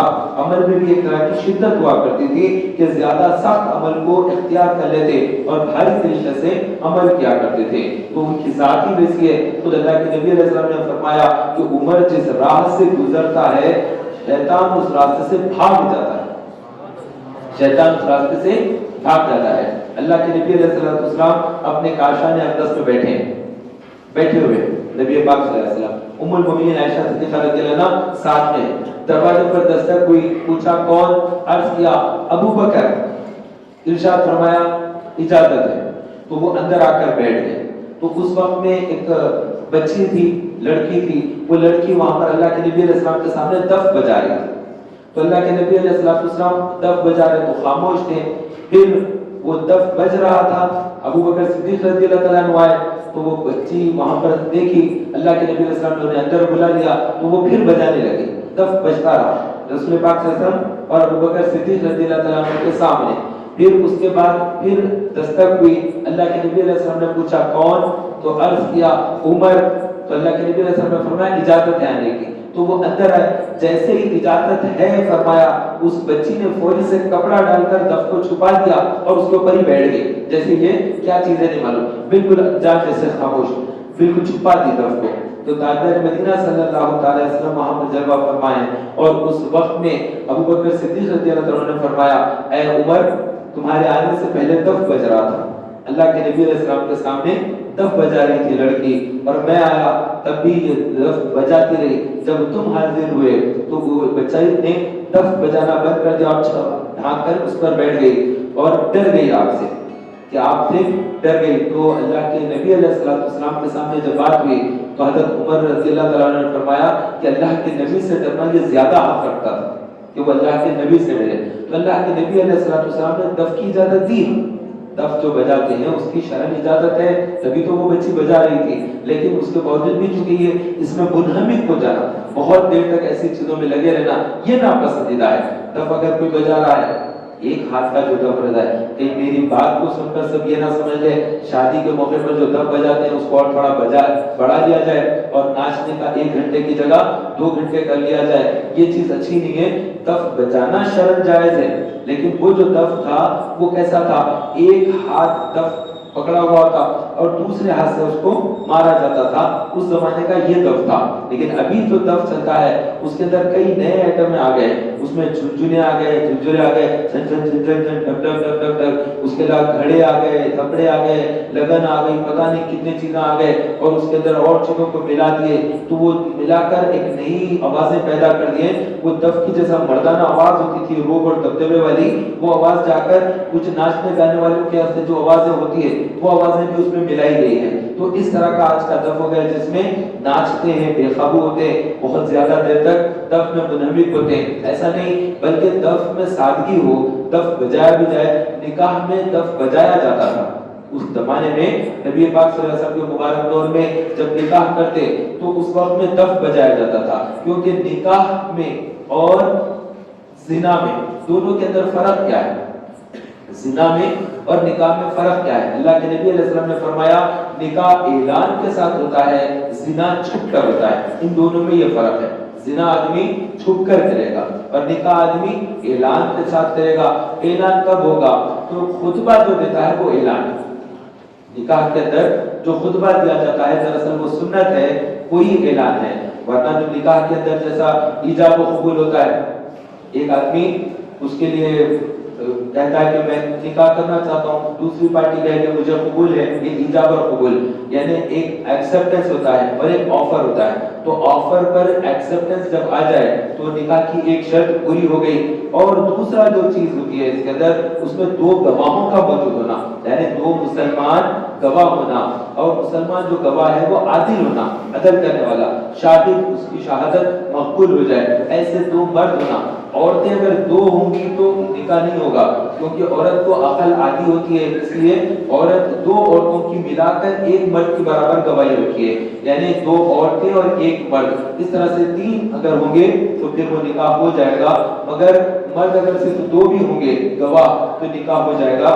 گواہی کے معاملے میں اللہ تبارک و تعالیٰ نے عورت کی گواہی کو 50% رکھا ہے، تو 2 عورتیں مل کر جب گواہی دیں گی تو 1 مرد کی گواہی کے برابر ہوگی، 100% گواہی مانی جائے گی۔ کیونکہ عورتوں کے اندر عادت ہوتی ہے، وہ دیکھ لینے کے بعد بھی جب ان سے پوچھا جاتا ہے کہ آپ پر ایسا ہوا تو دیکھے نا، تو وہ فوری سے ہاں یا نہ نہیں بولے گی، بلکہ عورت کیا کرے گی، بازو والے سے بولے گی ایسی ہوا تھا نا، صحیح تم بھی دیکھے تھے نا، میں بھی کری تھی نا۔ اس طرح سے دونوں بات کرنے کے بعد ہاں ہاں بلکہ وہ بھی ہاں سر ہلائے گی، پھر اس کے بعد یہ دونوں بولے گی ہاں صحیح ہے صحیح ہے، तो इन दोनों की 50-50 मिलाकर 100% एक मर्द आदमी की गवाही के बराबर गवाही मानी जाती है। तो औरतों की गवाही वो मर्दों की गवाही है। तो बहरहाल निकाह के अंदर एक ईजाब व कबूल हो गया, यानी ऑफर एंड एक्सेप्टेंस।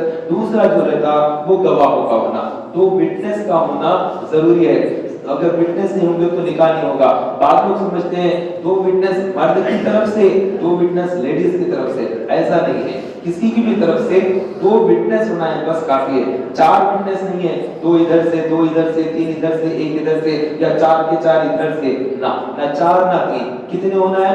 दो होना है। चार विटनेस का मामला अलग है, वो अलग मौके पर जिना का अगर तोहमत लगा देते हैं तो उस वक्त चार विटनेस को लाओ, वो एक अलग केस है। निकाह करते हैं तो उस वक्त में दो विटनेस के ऊपर निकाह हो जाता है, लेकिन उसके अंदर महर की रकम मुकर्रर करना ये वाजिब है। अगर महर की रकम नहीं मुकर्रर की तो वाजिब तर्क हो जाएगा। तो महर की रकम मुकर्रर करे, कुछ सोना मुकर्रर करे, चांदी मुकर्रर करे, या कुछ कैश मुकर्रर करे कि 1 तोला सोना, इतने तोले चांदी, इस तरह की कोई चीज हो। या फिर आजकल तो इंडियन करेंसी के अंदर ही बात हो रही है, 11,000 मतलब मुकर्रर करते हैं, 25,000 मुकर्रर करते हैं, 51,000, 1 लाख, हर एक अपनी अपनी सैलरी के हिसाब से करता है कि मेरी सैलरी बेसिस क्या है। तो बाद वक्त कहते हैं कि चलो आपकी सैलरी जितनी है 3 सैलरियों की उतना कर लो। कोई कहता है कि 1 सैलरी आपकी कितनी है, क्योंकि 1 महीने की सैलरी कम से कम लगाओ, 2 महीने की सैलरी आपके हिसाब से लगाओ। तो हर आदमी अपनी जितनी सैलरी होती है वो उसकी हैसियत के हिसाब से, बच्ची की इज्जत है उसमें, इसलिए ज्यादा से ज्यादा रकम रखो, उनका मुतालिबा होता है लड़की वालों का। और लड़के वाले चाहते हैं कि कम से कम में हो जाए। तो इस तरह से नहीं, आगे चलकर जो भी कमाई होगी वो उधर ही जाना है और किधर जाना है। तो अब उस वक्त में कम मुकर्रर करेंगे, कम मुकर्रर करेंगे, ऐसा नहीं। और बाद लोग महर की रकम मुकर्रर कर लेते हैं, देते ही नहीं। 5 साल हो जाती है शादी होकर, 10 साल हो जाते हैं, बास के 25 साल गुजर जाते हैं शादियां होकर, उनको तौफीक ही नहीं मिलती कि वो निकाह का होने के बाद में महर की रकम अदा करें। बगैर अदा करे कि जिंदगी गुजार देते हैं। तो ऐसे लोग शर्मिंदा हो जाते हैं। इनका जब बुरा वक्त आ जाता है, यानी मौत का वक्त आ जाता है, तो इतनी जलालत होती है इन लोगों की कि मरने के बाद इनकी बीवी इनके सामने खड़े रहकर सब लोगों के सामने लाकर खड़ा करते हैं कि बोलो महर की रकम माफ कर दी।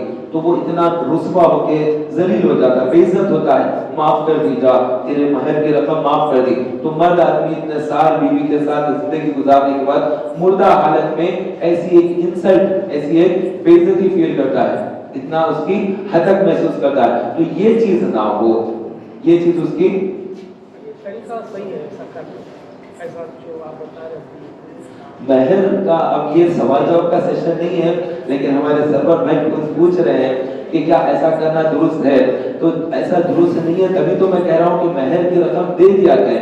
महर जब का जब दे दे, उस वक्त में नहीं दिया तो 6 महीने के बाद दे दे, निकाल के 1 साल के बाद दे दे। वो औरत अपनी खुशी से खर्च कर सकती है, वो औरत का हक है, महर उसका हक है। देने के बाद ये पैसा यहाँ पर खर्च करो, वहां पर खर्च करो, ऑर्डर नहीं कर सकते, क्योंकि आपका माल ही नहीं है। उसको मुकम्मल इख्तियार के साथ बीवी को दे दिया है। वो पूछी कि इसका क्या करो, तो उसके वक्त में कहे कि तुम्हें जो करना है करो, ये तुम्हारा पैसा है।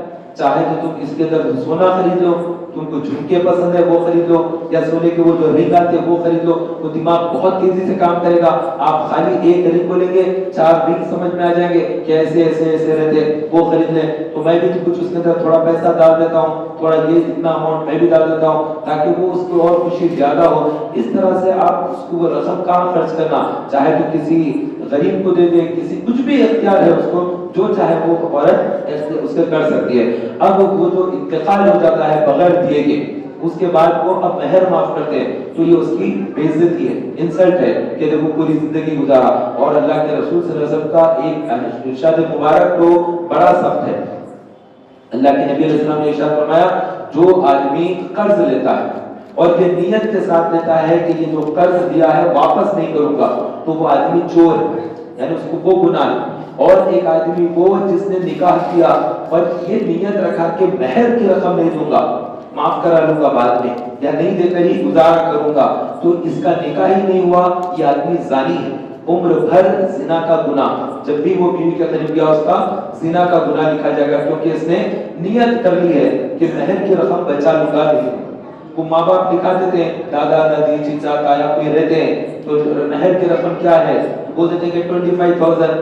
اب یہ گھبرا جاتا ہے, ارے 25,000 بس زیادہ لکھا دیا. اگر نہیں مانتا تو شاید نہیں ہوتی, لڑکی والے کے لڑکے کے خالو ہے, لڑکے کے چاچو ہے, انہوں بول رہے 25 رکھو, 35 رکھو, اتنے ہزار رکھو, پھر اس میں شرعی دینار رکھو. بعض وقت سرخ دینار رکھتے ہیں, بعض وقت شرعی دینار رکھتے ہیں, تو سرخ دینار کو اور مہنگا پڑ جاتا ہے, شرعی دینار پھر بھی سستا پڑتا ہے, کیش کو اور بھی زیادہ سستا پڑتا ہے. دن گزرنے کے بعد کیش کی اماؤنٹ اتنی رہتی. بعض لوگ مجھ سے پوچھتے ہیں کہ حضرت یہ بات جو ہے ہمارے والدین کا نکاح ہوا 25 سال پہلے ہوا, 35 سال پہلے ہوا, 40 سال پہلے ہوا, اب وہ ہمارے والد صاحب مہر کی رقم دینا چاہ رہے ہیں, تو اب کتنے دینا؟ تو میں کہتا ہوں کہ ٹھیک ہے, آپ کتنی ہے مہر کی رقم, آپ کے پاس وہ نکاح نامہ جو ہے اس کی فوٹو بھیجو. تو وہ فوٹو بھیج دیتے ہیں, تو اس میں دیکھیں تو لکھا رہتا ہے, دینار لکھے رہتے ہیں اور انڈین کرنسی رہتی ہے. کرنسی کتنی 550 روپے لکھے, 551 روپے, تو اس زمانے کے. تو اب کتنے دینا؟ ابھی بھی اتنا ہی دینا نہیں. انڈین کرنسی وہ زمانے کی, وہ وقت کے حساب سے ابھی بھی اتنا ہی دینا ہے. البتہ اس میں جو سونا لکھا ہے, اس میں جو چاندی لکھا ہے, وہ سونا اتنا ہی دینا ہے. 2 تولے 1 تولے جتنا بھی لکھا ہے, 1 تولہ سونا لکھا ہے تو 1 تولہ دیں گے. جب اس وقت میں 5 روپے تولہ تھا سونا, ابھی جا کے 60,000 روپے ہو گیا, تو 1 تولہ اگر اب دینا ہے تو 60,000 روپے کا دینا پڑے گا. اس زمانے میں 5 روپے دے دیتا تو ہو جاتا. تو سونے کے معاملے میں تو یہ ہو گیا, بڑھ گیا سونے کا. لیکن کیش کے معاملے میں کیا ہوا؟ ابھی بھی 551 روپے ہے اتنے سال بڑھنے کے بعد بھی. تو یہ چیزوں کو سمجھے, کہ باریک بات بتا رہا ہوں کہ سونے کے معاملے میں, کیش کے معاملے میں کتنا بڑا فرق آ جاتا ہے. تو اماؤنٹ جب لکھ دیتے ہیں تو وہ اماؤنٹ ہی رہے گی, چاہے وہ دینے والا سست قسم کا ہو, غافل ہو, پیسے بعد میں دوں گا. بعض وقت غربت کی وجہ سے بھی آدمی نہیں دیتا, غریب رہتا ہے, غربت کی وجہ سے. اب حالات بدلیں گے, جب حالات بدلیں گے تھوڑا اور محنت بڑھا لوں گا, کچھ پیسے اور آ جائیں گے, نئی مصیبت دروازے پر دستک دیتی ہے, پھر آ جاتی ہے کمی, معاشی تنگی. تو ایسا ہوتے ہوتے عمر پوری گزرتی. ہر وقت میں ایک نئی پریشانی, اس مصیبت کو سالو کرنے میں چند دن, وہ سالو ہونے کے ساتھ ہی نیا پرابلم, اس کو سالو کرنے میں پھر تھوڑے دن, دیکھتے دیکھتے عمر گزر جاتی ہے, بچے بڑے ہو جاتے ہیں, مہر کی رقم ادا نہیں کی ہوئی ہوتی ہے. 25 سال ہو گئے نکاح کو, 35 سال ہو گئے نکاح کو, ایسے بوڑھے ہو گئے, بعد میں مر جاتے ہیں پیسے ادا نہیں کر کے, شرمندہ. اور یاد رہے, جب کوئی آدمی اس طرح سے پیسے ادا نہ کیے, بیوی کا حق ادا نہیں کیا, مر گیا, تو اب اس کا جو مال ہے وراثت کا, اس مال میں سے بیوی کو پہلے دینا چاہیے. یہ حکم ہے, یہ شریعت کا حکم ہے کہ وہ جو مال چھوڑ کر بعض دفعہ گھر رہتا ان کے پاس, بعض دفعہ تھوڑی زمین رہتی, کوئی نہ کوئی چیز ان کی جو ہے ایسٹ رہتا ان کے پاس, وہ ایسٹ چھوڑ کر آدمی مر جاتا. تو مرنے کے بعد مال کا کیا کریں, وراثت کی تقسیم کیسی ہوگی؟ تو امام اعظم ابو حنیفہ رضی اللہ تعالیٰ عنہ فرماتے ہیں کہ پہلے اس کے مال سے اس کا غسل کرائے, جو خرچہ آئے گا میت کو غسل دینے کا وہ, پھر اس کا کفن اور اس کا دفن, یہ تمام چیزیں پہلے اس کی کر دی جائے. اس کے بعد پھر قرض داروں کو قرض ادا کیا جائے. یہ ہمارے امام, ہم احناف کے امام ابو حنیفہ رضی اللہ عنہ کا فتویٰ ہے. لیکن امام شافعی رضی اللہ تعالیٰ عنہ کا جو فتویٰ ہے وہ الگ ہے. امام شافعی رضی اللہ عنہ فرماتے ہیں کہ لاش کو غسل نہ دیا جائے, ابھی اس کو کفن نہ پہنائے, ابھی اس کو دفن نہ کرے. اس کا جو مال ہے پہلے قرض داروں کو بلائے, پہلے قرض ادا کریں, لاش کو ویسی پڑا رکھیں, لاش ویسی پڑی رہے, قرض جس کے تھے, جن کو دینا تھا وہ قرض ادا کرے, اس کے بعد پھر اس کو کفن دفن کا کرے. یعنی امام شافعی کا مسلک میں یہ چیز اور سخت ہے. اور اللہ کے نبی علیہ السلام میت کی جب نماز پڑھانے کے لیے لائی جاتی تھی تو پوچھ لیا کرتے تھے کیا یہ کسی کا قرض باقی ہے. اگر کہا جاتا کہ ہاں یا رسول اللہ یہ دین باقی ہے, کسی کو کچھ رقم دینا باقی ہے, اللہ کے نبی ایسا فرماتے میں اس کی نماز جنازہ نہیں پڑھاؤں گا, اس کی نماز جنازہ میں نہیں پڑھاتا. اللہ کے نبی علیہ السلام اس جگہ سے ہٹ جایا کرتے تھے کہ تم لوگ اس کی نماز پڑھا لو, میں ایسے شخص کی نماز نہیں پڑھاتا. تو ایسے ایسے معاملات ہیں, کیونکہ یہ چیز معاف ہونے والی نہیں ہوتی ہے, قرض معاف نہیں ہوتا ہے. اگر کوئی آدمی جہاد کرے اللہ کی راہ میں, اس کا سر کٹ جائے یا بندوق کی گولی سے اس کا سینہ چھلنی ہو جائے, سب وہ ہو جائے, وہ مکمل اللہ کے لیے قربان ہو جائے, تو اس کے بعد بھی اللہ تبارک و تعالیٰ داخل جنت نہیں کرے گا اسے, اور اس پر سوال رکھے گا کہ تو قرض کیوں باقی رکھ کر آیا. تو یہ قرض اتنی بڑی بلا ہوتی ہے کہ رات کی نیند ختم ہو جائے گی, دن کی عزت خراب ہو جائے گی. تو یہ مرنے کے بعد, آدمی کے مرنے کے بعد قرض اگر چھوڑا تو وہ قرض ادا کرنا، بیوی کا اگر مہر اگر نہیں دے کر مر گیا تو بیوی کا مہر قرض داروں سے پہلے ادا کرنا،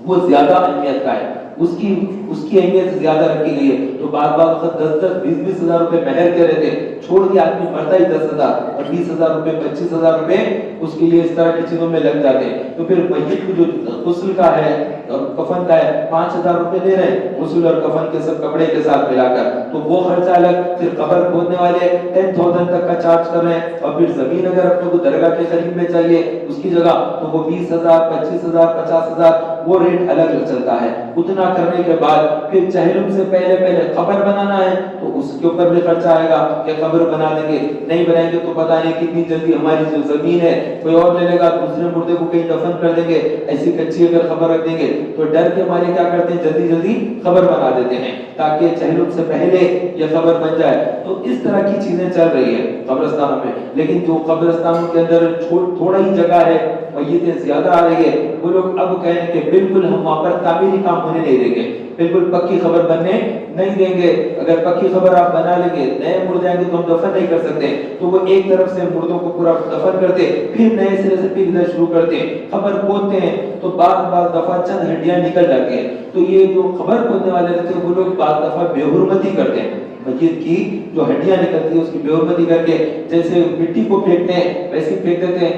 اب وہ ہڈیاں، ران کی ہڈی، ہاتھوں کی ہڈیاں اس طرح سے باہر پڑی ہوئی تھی مٹی کے ساتھ، اب ہم جب دیکھتے ہیں کہ وہی دفن کرنے کے لیے یہاں پر بلائے تھے تو نماز جنازہ پڑھا دیے، قبرستان کو گئے تو وہ ہڈیاں بھی انسان کے پہلے سے باہر تھے، وہ ذرا خوف ہو جاتا ہے، وہ جو چیز ہے وہ حرکت غلط ہے، تو وہ قبر کھودنے والوں کو اس چیز سے منع کرے کہ جب ہڈیاں وغیرہ نکل گئی تو قبر کو تھوڑا اور کھودیں، ذرا اور گہرا کھودیں، جتنی ہڈیاں ہیں وہ جمع کر کے اس کے اندر ڈال کر اس پہ سے مٹی ڈال دیں، ایسا مٹی ڈالتے وقت وہ ہڈیاں آ رہی ہے تو وہ ایک عجیب سا ٹینشن ہو جاتا ہے کہ یہ سب کیسے چیزیں ہو رہی ہیں یہاں پر، اور ہم یہاں کھڑے ہوئے ہیں کچھ بول نہیں سکتے، کیا بولیں گے یہ ٹائم پر، اب مردے کو ڈال دیے، اب جب مٹی ڈال رہے ہیں تو اس ٹائم پہ ہڈیاں نکل کر آئی ہے، تو یہ عجیب و غریب کیفیت ہوتی ہے، تو طبیعت بڑی خراب ہو جاتی ہے ان چیزوں سے، تو ایسی غلطی نہیں کریں بلکہ وہاں پر اس کو سمجھا دیں، جو کھودنے والے ہیں گورکن کہتے ہیں نا جو خبر کھودنے والا ہے، تو گورکن کو پہلے بتا دیں، ان کو بھی علم ہونا چاہیے کہ بھائی ہم جب ڈیڈ باڈی کو لے کر آئیں گے تو ٹائم ہی نہیں رہتا کہ وہ ساری چیزیں باتیں کریں،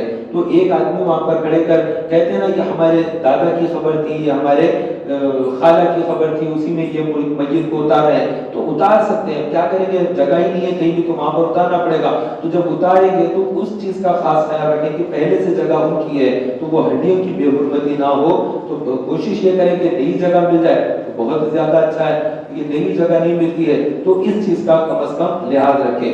تو قبرستان میں میتوں کو دفن کرنے کے بعد کتنا آدمی ڈرتے ہیں کہ خبر کے قریب جانے سے گھبراتے ہیں، دور دور کھڑے رہ کر دیکھ لیں گے، ارے اس کے اندر 3 ڈھیلے اپن کے پڑھ کر ڈالو، تو اس کے لیے بھی ڈرتے ہیں، جیسے میت کو خبر میں اتارنے کے بعد اس کا چہرہ قبلے کی طرف کرنے کے بعد ایک چھوٹا سا جو گنبا وغیرہ ہوتا ہے وہ پوروں کی طرف پھیلایا جاتا ہے کہ اس کے اندر تھوڑی تھوڑی مٹی ڈالو، تو وہ دور سے ڈال دیں گے، قریب میت کے آنا نہیں چاہیں گے، خبر کو دیکھنا نہیں چاہیں گے، اس طرح سے دور دور رہنا ڈرنا یہ مرد آدمی کو زیبا نہیں دیتا۔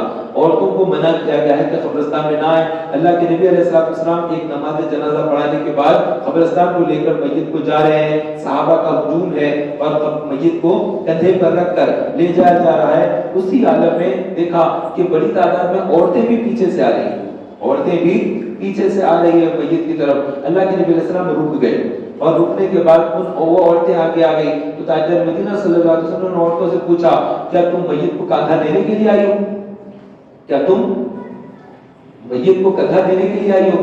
عورتوں نے کہا کہ نہیں، تو آپ صلی اللہ علیہ وسلم نے ان سے پوچھا کیا تم قبر کے اندر اتر کر انہیں اتارنے کے لیے آئی ہو؟ تو انہوں نے کہا کہ نہیں، تو آپ صلی اللہ علیہ وسلم نے ارشاد فرمایا تو لوٹ جاؤ بغیر کسی ثواب کے، تو اللہ کے نبی علیہ السلام نے انہیں واپس کر دیا اور فرما دیا ساتھ میں بغیر کسی ثواب کے، وہ گھر سے مسجد سے یہاں تک جو آئی تھی اس پر بھی انہیں کوئی ثواب نہیں ملا۔ مرد آدمی جب قبرستان کی طرف جا رہا ہوتا ہے یا مسجد کو جا رہا ہوتا ہے میت کو لے کر اس کو ثواب ہے، عورتیں اگر لے کر جائیں گی تو انہیں ثواب نہیں ہے، مردوں کے پیچھے بعض دفعہ چند عورتیں بھی نکل کر آ جاتی ہے، ہمارا دل نہیں مان رہا، یہ نہیں ہو رہا، تو انہیں منع کیا گیا ہے، انہیں روک دیا گیا، انہیں واپس بھیجا دیا گیا ہے، بغیر ثواب کے واپس جائیں، اس طرح سے فرمایا گیا ہے. تو عورتیں نہ آئیں قبرستانوں کو اور دفن کرنے کے معاملات میں اس طرح سے. مرد لے کر جانا چاہیے اور لے کر جاتے وقت میں بھی جو اس کا طریقہ ہے وہ طریقہ ڈھنگ کا ہونا چاہیے. اتنا تیز میت کو ہلا لیتے لے کر جاتے, ایسا بھاگتے ہوئے جانے سے اللہ کے نبی علیہ السلام نے منع کیا. ایک دفعہ ایک ڈولے کو تیزی کے ساتھ لوگ لے کر جا رہے تھے تو اللہ کے نبی علیہ السلام نے فرمایا کہ اپنے بھائی کو تھوڑا آہستہ لے کر چلو, اپنے بھائی کو تھوڑا آہستہ لے کر چلو, اتنا تیزی کے ساتھ نہ چلو. تو بعض دفعہ ایسا ہوا کہ بالکل آہستہ لوگ لے کر جا رہے تھے, اللہ کے نبی علیہ السلام نے فرمایا کہ تھوڑا تیز چلو. یہ بھی حدیث ہے, تم سست چل رہے تھے, یہ تو آہستہ لے کر فرمایا کہ تھوڑا تیز چلو. اگر نیکوکار ہوگا تو اللہ سے ملاقات جلدی ہو جائے گی, اور اگر بدکار ہوگا تو کندھے سے بوجھ جلدی اتر جائے گا, اس لیے جلدی لے کر چلو, یہ فرمایا. تو گناہگار شخص ہے, اب اس کو کندھے پر ڈال کر کتنی دیر لے کر چلیں گے؟ لمبا عرصہ ہے, دور تک جانا ہے, تو بہت دیر تک کندھے پر ایک مجرم کو, بے نمازی ہوتے ہیں, نماز نہیں پڑھتے, اب ان کا لاشا اٹھائیں گے تو تھوڑا وزن ہوتا ہے. یہ گناہگار قسم کے جو لوگ ہوتے ہیں ان لوگوں کے لاشیں تھوڑے وزن ہو جاتے ہیں. نمازی جو آدمی رہتا ہے, ماں باپ کا فرما بردار رہتا, ان کا لاشا اٹھائیں گے تو کندھے پر اتنا وزن نہیں رہتا, ہلکا رہتا, کندھا درد نہیں ہوتا. تو یہ ذرا فرق رہتا ہے دونوں کے اندر. اور جب میت کو غسل دیتے ہیں اس وقت بھی اندازہ ہو جاتا ہے کہ اس کا معاملہ کیسا ہے, کیونکہ جب میت کو پلٹاتے ہیں دھونے کے لیے, نہلانے کے لیے, تو میت جلدی نہیں پلٹتی, تو اندازہ ہوتا ہے کہ یہ ذرا ٹف معاملہ دکھ رہا, یعنی جلدی پلٹ رہی نہیں لاش, تو ایسا کرے تو نہیں پلٹے گی, ویسا کرے تو نہیں پلٹے گی. اس سے بھی اندازہ ہو جاتا ہے. غسل دیتے وقت میں تھوڑا اندازہ ہوتا ہے میت کے ساتھ قبر میں کیا ہوگا, ڈینجر معاملہ دکھ رہا ہے, شکل سے بھی کچھ کبھی اندازہ ہوتا ہے, پلٹاتے وقت میں پکا اندازہ ہو جاتا ہے. لیکن اللہ کے نبی علیہ السلام نے چونکہ منع کر دیا ہے, میت کو غسل دینے والے کے لیے خاص حدیث ہے کہ میت کے عیب کسی سے بیان نہ کرے. غسل دینے والے کے لیے اللہ کے نبی علیہ السلام نے خاص طور پر فرمایا کہ میت کا عیب کسی سے بیان نہ کرے. اگر وہ میت کے عیب چھپائے گا تو اللہ حشر کے دن اس کے بڑے گناہوں کو معاف فرمائے گا. بڑے گناہ فرمایا ہے, چھوٹے گناہ بھی نہیں, بڑے گناہوں کو معاف فرمائے گا. تو جس طرح سے زندہ کی غیبت ہوتی ہے ویسے میت کی بھی غیبت ہوتی ہے. اور میت وزن ہو گئی, اس کے بارے میں کہنا میں گولا لے کر جا رہا تھا, پورا کندھا درد ہوگا, میری طرح وزن تھا, عیب ہے, ہرگز نہیں بولنا چاہیے. اس طرح کا اگر ہو جائے تو بالکل نہیں, میت کا عیب ہے, نہیں بولنا ہے. بھئی وہ وہاں پہ گیا تھا, صورت دکھائی ذرا ڈراؤنی دکھی, یہ بات نہیں بولنا. چہرے بعض دفعہ خوفناک ہو جاتے ہیں, ہارٹ اٹیک کی وجہ سے ہوتے ہیں, فرشتوں کو دیکھ کر ڈر جاتے ہیں, نامہ عمل ان کا صحیح نہیں ہوتا ہے, اس وجہ سے بھی اثر آتا ہے, خون کھنچ جاتا ہے. تو آنکھیں بعض دفعہ صحیح لوگ نہیں رہتے ہیں ساتھ میں, بے عقل لوگ رہتے ہیں میتوں کے پاس. انتقال ہونے کے بعد بعض لوگوں کو عقل نہیں رہتی ہے, وہ لوگ وہاں پر ٹھہرے رہتے ہیں, کیا کرنا میت کو نہیں معلوم, اس وجہ سے بھی اس طرح کا ہو جاتا ہے. تو جو عقل مند لوگ رہتے ہیں انتقال کے وقت میں, تو وہ لوگ عقل والا کام کرتے ہیں. سب سے پہلے آنکھوں پر انگلیاں رکھ دیتے ہیں, انگلیاں اور انگوٹھے رکھ کر بہت دیر تک رکھتے ہیں, رکھ کر دونوں انگوٹھے لگا کر آنکھوں کو بند کرتے ہیں. جن کو معلومات ہے, جیسے گھر میں دادی کا, نانی کا, دادا کا, کسی کا انتقال ہوا, والد کا, کسی کا بھی انتقال ہو گیا, تو کیا کرنا چاہیے؟ سب سے پہلے جو ہے آنکھوں کو بند کر دیں, تاکہ آنکھ کھلی رہے گی تو ڈراؤنی دکھے گی. تو والد کی آنکھیں, جن کی بھی انتقال ہوگا میت, اس کو, کیونکہ اللہ کے نبی علیہ السلام نے ارشاد فرمایا جب انسان کی روح قبض ہوتی ہے اور روح کو فرشتے لے کر جاتے ہیں تو آنکھیں اسے دیکھتی رہ جاتی ہیں. یعنی آنکھیں آخری وقت میں جو دیکھ رہی ہوتی ہے وہ بندے اپنی روح کو دیکھ رہا ہوتا ہے. جسم سے روح نکل گئی تو روح کو دیکھتا ہے کہ روح کو لے کر جا رہا ہے, تو اوپر کی طرف ہوتی ہے, نیچے کی طرف نہیں ہوتی ہے, تھوڑا اوپر کی طرف دیکھتا ہے. تو اس وجہ سے آنکھیں کھلی رہتی ہے. چونکہ ہارٹ بیٹنگ ختم ہو گئی, اب خون نہیں دوڑے گا, جب خون دوڑے گا نہیں تو گرمی کہاں سے رہے گی, جب گرمی نہیں رہے گی خون کھنچ جائے گا, اپنی جگہ رک جائے گا, تو خون ٹھنڈا ہو جائے گا. جیسے ہی میت کا خون ٹھنڈا ہوگا, جس حالت میں ویسی حالت میں رہ جائے گا. ہاتھ ایسا تھا, اب سیدھا کرو نہیں آئے گا, ایسے ہی رہے گا, ٹوٹ جائے گا, نہیں آئے گا, کیونکہ یہ جو ہے ایسے سرد پڑ گیا ہے. تو اس کو گرم پانی ڈالتے ہیں, ڈال کر اس کو پھر لے کر آتے ہیں, اس طرح سے لے کر آ کر برابر کرتے ہیں. تو یہ سب کب ہوگا؟ جب کوئی ذہین آدمی سامنے نہیں ہو تو یہ ساری چیزیں ہوتی ہیں. تو ہمارا کام کیا بنتا ہے کہ کسی عزیز اقارب کا, رشتہ دار کا انتقال ہو رہا ہے تو اس کے سامنے کلمہ پڑھنا چاہیے, لا الہ الا اللہ. آواز میں مٹھاس ہو, آواز میں نرمی ہو, چھڑک پنے سے چبھتی ہوئی آواز نہیں, آواز میں ٹھنڈک ہونا چاہیے. لا الہ الا اللہ, لا الہ الا اللہ. پڑھو نا, یہ جملہ مت بولیے, پڑھو نا, یہ جملہ بالکل مت بولیے. آپ پڑھو بولیں گے اللہ نہ کرے, اللہ نہ کرے, نہیں پڑھتا کہے گا, آپ اس کو برباد کر رہے ہیں. ایسا میتوں کو مرتے وقت میں انسان کو تباہ کر دینا، برباد کر دینا، اس کا ایمان کو خراب کرنا، یہ بہت بڑا حرام ہے، ایسا کام نہیں کرے، سختی کرنا، پڑھو پڑھو بولنا نہ، بلکہ وہ ٹائم اس کے پر بہت مصیبت ہے، بہت زیادہ تکلیف ہے۔ یہ تکلیف کیسی ہے؟ مولا کائنات علی رضی اللہ عنہ فرماتے ہیں کہ موت کے وقت آدمی کو ایسی تکلیف ہوتی ہے، آروں کے کاٹنے سے زیادہ، تلواروں کے حملوں سے زیادہ، ہانڈیوں میں ابالے جانے سے زیادہ۔ تین چیزیں آپ نے بیان کی ہے، آرے سے کاٹے تو جو تکلیف ہوتی ہے اس سے زیادہ موت کی جو ہے تکلیف ہوتی ہے، اور تلوار کی ضرب سے زیادہ، بہت زیادہ تکلیف ہوتی ہے۔ تلوار اگر کسی کو کاٹ دے، آدمی کا جسم پھٹے تو بڑی تکلیف ہوتی ہے، لیکن مولا کائنات فرماتے ہیں کہ تلوار کی ضرب سے زیادہ موت کے وقت تکلیف ہوتی ہے۔ ہانڈی میں ابالیں گے تو آدمی جب گرم چیز میں ڈال دیں گے تو کیسا ابلے گا، کتنا بھاگے گا، دوڑے گا، کتنا چیخے گا، چلائے گا، اس سے زیادہ تکلیف اس کو اس وقت ہوتی، لیکن اس کو بولنا نہیں آتا، اس کو فرشتے باندھ دیتے ہیں، ورنہ وہ چیختا۔ اللہ کے نبی علیہ السلام کا ارشاد گرامی ہے، موت کے وقت میں اگر تمہارے ذہین اور فتین مرد اور عورتیں، کیا فرمایا؟ ذہین اور فتین، بہت تیز دماغ والے عورتیں اور مرد، انہیں اگر فرشتے باندھ نہ دیتے تو یہ تکلیف کو برداشت نہ کرتے ہوئے چلاتے ہوئے جنگلوں کی طرف بھاگ جاتے جب روح قبض کی جا رہی ہے، اتنی تکلیف ہوتی۔ اب اس کو کیسی تکلیف ہوتی، اس کو کیسے سمجھایا جائے؟ بس یوں سمجھ لیں، ناخن اگر آپ کا کھینچ کر پلیٹ سے پکڑ کر کھینچ کے نکال دیں تو کتنی تکلیف ہوگی آپ کو؟ بہت زیادہ۔ اور اگر 10 انگلیوں کے ناخن کھینچ لیں گے تو کیا حالت ہوگا؟ بہت زیادہ۔ تو یہ انگلی کٹنے سے زیادہ تکلیف محسوس ہوگی۔ خالی ناخن اگر جڑ سے کھینچ لیں گے تو پوری روح کو پیر سے لے کے، گھٹنے سے لے کے، کمر سے لے کے، ناف سے لے کے، سینے سے لے کر جسم سے پوری نکال دیں گے تو کتنی تکلیف ہوگی؟ پوری روح جب نکل کر آ رہی ہوگی تو یہ بڑی مشکل سے کھینچی جائے گی اور فرشتے کھینچیں گے، تکلیف بہت ہوگی، بہت زیادہ۔ کل نفس ذائقۃ کیا ہے بولیے؟ موت۔ ہر نفس کو موت کا مزہ چکھنا ہے، تو وہ موت کا مزہ ہم بھی چکھیں گے، آپ بھی چکھیں گے، سب چکھیں گے، لیکن مزہ کیا ہے؟ یہ تکلیف کا ہے، کڑواہٹ کا مزہ ہے۔ یہ کوئی اچھا مزہ نہیں ہے موت کا، اس میں کڑواہٹ ہے، اس میں تکلیف ہے، یہ مزہ تو ہے، اس میں کوئی مٹھاس نہیں ہے۔ موت کا مزہ بڑا وہ ہے، لیکن مزہ کس کو زیادہ تکلیف کا آئے گا؟ کون سا نفس کو یہ کہا گیا ہے؟ جس کا نفس جتنا زیادہ گناہ گار ہوگا اس کو اس کا مزہ اتنا زیادہ آئے گا، اتنا بدمزگی زیادہ ہوگی۔ نفس کی خواہش جس نے پوری کی، فجر چھوڑ دو سو جاؤ، نفس بلا سو جاؤ، ظہر چھوڑ دو، کاروبار مال کمانا ہے، اس کا نفس اور موٹا ہو گیا، اس کو نماز نہیں چاہیے، اس کو وضو نہیں چاہیے، اس کو مسجد نہیں چاہیے، نفس موٹا موٹا اور بڑا کرتے گیا۔ رمضان کے روزے پورے نہیں ہوتے، میں کچھ روزے چھوڑ دوں گا اور کھاؤں گا، نفس کی پرورش کروں گا، نفس کو پالوں گا، نفس کو بڑا کروں گا۔ تو یہ نفس کو جو پال رہا ہے کہ نہیں زکات پوری دے دیں گے، تھوڑی دے دیں گے ایک اندازے کے مطابق، اللہ معاف کر دیتا ہے، یہ نفس اس کا ابھار رہا ہے، یہ نفس کا یہ خواہشات ہے، زنا کی طرف لے گیا، چوری کی طرف لے گیا، ڈکیتی کی طرف، پیسہ ہڑپ لوں گا، مال کھا جاؤں گا، گندے گندے خیالات، گندی خواہشات سے نفس اس کو گندا کر دیا۔ تو اب اس کا نفس جتنا طاقتور ہے وہ اتنا زیادہ موت کا مزہ چکے گا، کیونکہ اللہ تعالیٰ خود فرما رہا ہے ہر نفس کو موت کا مزہ چکنا ہے۔ تو نفسانی خواہشات کو جس نے پالا، پوسا، پرورش کی، بڑا کیا، اس کو پروان چڑھایا، وہ نفس اس کو زیادہ تکلیف دے گا۔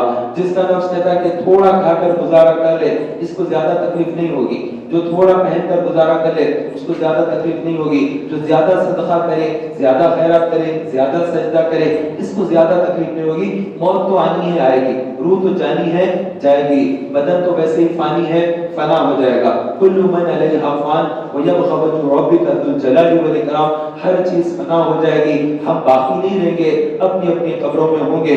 ہم سے پہلے بھی ہمارے والدین اپنی دنیا سے رخصت کر لیے، اس سے پہلے دادا دادی، نانا نانی، ان کے ماں باپ، پھر ان کے ماں باپ، سب ایک ایک کر کے گزرتے چلے گئے۔ اب ہم اس دنیا میں ہیں، کچھ وقت ہمیں برتنے کا اللہ نے دیا ہے، چند ساعتیں ہیں، گزارے، اس کے بعد پھر ہم نے بھی قبر کو ہم کو دیکھنا ہے، منو مٹی ہم پر بھی رہے گی، اور آنے والی نئی نسلیں ہوں گی، ان کی زندگیاں، ان کے جھگڑے، ان کی خوشیاں، ان کے معاملات چلیں گے، پھر وہ بھی فنا ہوں گے، پھر نئے نئے بچے پیدا ہو جائیں گے، لوگ کہیں گے یہ ان کی طرح ہے، یہ اتنا اچھا بولتا ہے، دیکھو یہ توتلی بولی بولتا ہے، اس میں منہمک ہو جائیں گے، ہم کو بھول جائیں گے۔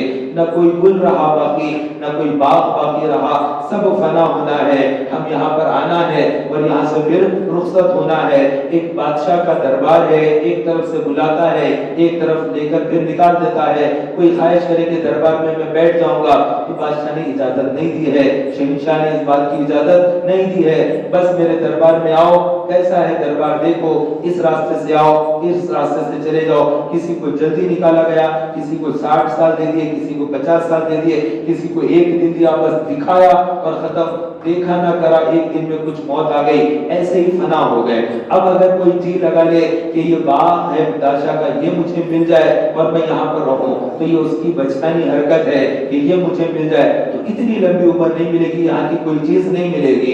یہ سب صرف دیکھنے کے لیے، لے جانے کے لیے بادشاہ نے کچھ بھی نہیں دیا۔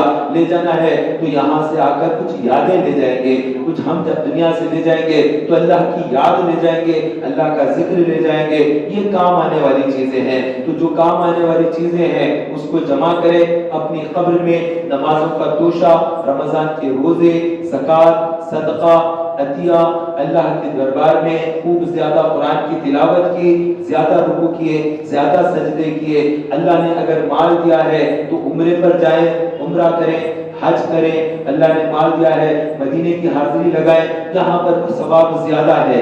یہاں مسجد میں نماز پڑھیں گے 27 گنا، مدینے منورہ میں پڑھیں گے 50,000 نیکیوں کا ثواب، مکہ مکرمہ میں پڑھیں گے 1,00,000 نیکیوں کا ثواب۔ تو ثواب زیادہ پانا ہے تو ان جگہوں پر اچھی نیت کے ساتھ جانا۔ تجارت کی نیت سے لوگ جا رہے ہیں، بہت سے لوگ عمرے پر جا رہے ہیں، ان کی نیت تجارت ہے۔ بہت سے لوگ عمرے پر جا رہے ہیں، ان کی نیت لوگوں میں اپنی شان بتانا ہے۔ بہت سے لوگ عمرے پر جا رہے ہیں، ان کی نیت ذرا گھومنا پھرنا، پیسہ ہے تفریح کر کے آئیں گے۔ انڈیا میں تو ادھر ادھر یہ بھی دیکھ لیے، دلی بھی دیکھ لیا، آگرہ بھی دیکھ لیے، اجمیر بھی دیکھ لیے، وہ بھی دیکھ لیے، اب ہم پوری فیملی جا کر عمرہ کریں گے۔ اس سے پہلے کہتے تھے نا، اور پھر دل پھر کہہ رہا ہے جانے کے لیے۔ تو بعض لوگوں کی نیت ہوتی ہے باقی عبادت کی، اور بعض کی نیت عبادت کی نہیں ہوتی ہے۔ تو ہم کسی پر یہ نہیں کہہ سکتے کہ اس کی نیت خراب ہے، نیت کا جاننے والا صرف اللہ ہے۔ کسی کی نیت پر کبھی کچھ کہنا ہماری ذمہ داری نہیں بنتی، ہم اپنی نیت کو درست کریں۔ دوسروں کی نیت پر کوئی آدمی نماز پڑھ رہا ہے تو کہیں گے دکھاوا کے لیے پڑھ رہا ہے، تو کسی کو ریاکاری کا لیبل لگانا کبیرہ گناہ ہے،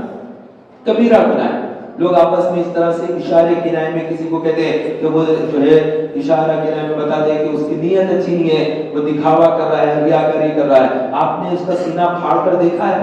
آپ نے اس کے دل میں دیکھا ہے؟ ایک مرتبہ جنگ چل رہی تھی، حالت جنگ کے اندر جہاد چل رہا ہے، ایک کافر ایک صحابی کے پاس آیا اور آ کر کہنے لگا لا الہ الا اللہ محمد رسول اللہ، میں ایمان لے کر آتا ہوں، میں اللہ پر ایمان لایا، میں محمد پر ایمان لایا اور میں کلمہ پڑھتا ہوں۔ تو وہ صحابی نے اس کو قتل کر دیا کہ یہ جان سے ڈر کر ایمان لے کر آ رہا ہے، کہیں مر نہ جاؤں، اس لیے اس کو مار دیا۔ اور اللہ کے نبی علیہ السلام سے فرمایا کہ میں نے وہ آدمی چونکہ کلمہ پڑھ لیا تھا، لیکن مجھے ایسا لگا کہ یہ آدمی صرف جان بچانے کے لیے کلمہ پڑھا، اس لیے میں نے اس کو مار ڈالا۔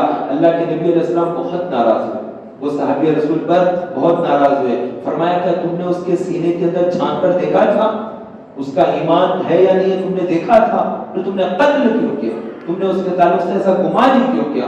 جب وہ کلمہ پڑھتا ہے تو تم سمجھ لو کہ وہ مومن، اس کا حساب اب وہ جانے اللہ جانے، تم نے اس کا حساب کیوں لیا کہ یہ جو کر رہا ہے زبان سے تو کلمہ پڑھ رہا ہے، ہو سکتا ہے اس کے دل میں نہ، یہ ہو سکتا کہ تم کو کس نے اجازت دی ہے کہ تم گمان کرو اور اس کے ایمان کو تم قبول نہ کرو؟ تمہیں حق ہی نہیں ہے کہ تم کسی کے ایمان کو رد کرو۔ ایمان قبول کرنا یہ اللہ کے ذمہ ہے، وہ اس کے ذمہ کرم پر ہے۔ وہ کسی کے ایمان کو، میں کہوں میں مسلمان ہوں، بس اللہ کہہ دے کہ ہاں یہ مسلمان ہے تو میں مومن ہوں۔ آپ کہیں گے میں مسلمان، ہر کوئی ہمارا دعویٰ ہے، ہم سب کہہ رہے کہ میں مسلمان ہوں، تو ہم سب مسلمان ہیں، ہم ایک دوسرے کو تو مسلمان ہی مانیں گے، مر گئے تو مسلمان کے قبرستان میں دفن کریں گے۔ اب اللہ کے نزدیک کون مسلمان ہے کون نہیں ہے، اللہ کی پناہ، وہ اللہ جانتا ہے۔ بس اللہ ہمیں ہمارے ایمان کو قبول فرمائے اور ہم اللہ کی نظر میں مسلمان ہیں، اس کے پاس اگر مسلمان ہے یہ ہمارے لیے کافی ہے۔ تو بہرحال میں عرض کر رہا تھا اس باتیں کہ موت کے وقت میں آدمی کو کلمہ پڑھنے پر آسانی کرے، اور وہ کلمہ جب پڑھ لے تو پڑھو نہ کہیں. آپ جب کہیں گے لا الہ الا اللہ لا الہ الا اللہ لا الہ الا اللہ تو اس کے منہ سے بھی نکل جائے گا لا الہ الا اللہ. جو اذان کا جواب دیتے ہیں نا ان کی منہ سے جلدی نکلتا ہے کیونکہ ان کو عادت ہوتی ہے اذان کے وقت میں جیسے ہی مؤذن کہتا ہے اللہ اکبر اللہ اکبر اللہ اکبر اللہ اکبر یہ بھی کہہ دیتا ہے تو عادت ہو جاتی ہے. اس لیے بہت سے لوگ کیا کرتے ہیں اذان کا جواب دیتے ہیں جیسے مؤذن کہتا ہے اپن بھی کہتے ہیں. یہ اصل میں آخرت کی تیاری کرتے ہیں کہ میں بستر پر ہوں گا اپنے میرے سرانے کھڑے گا اور کہے گا اشہد ان لا الہ الا اللہ تو میں بھی کہہ دوں گا اس وقت اشہد ان لا الہ الا اللہ اشہد ان محمد رسول اللہ اشہد ان محمد رسول اللہ. تو اللہ کی گواہی دے دی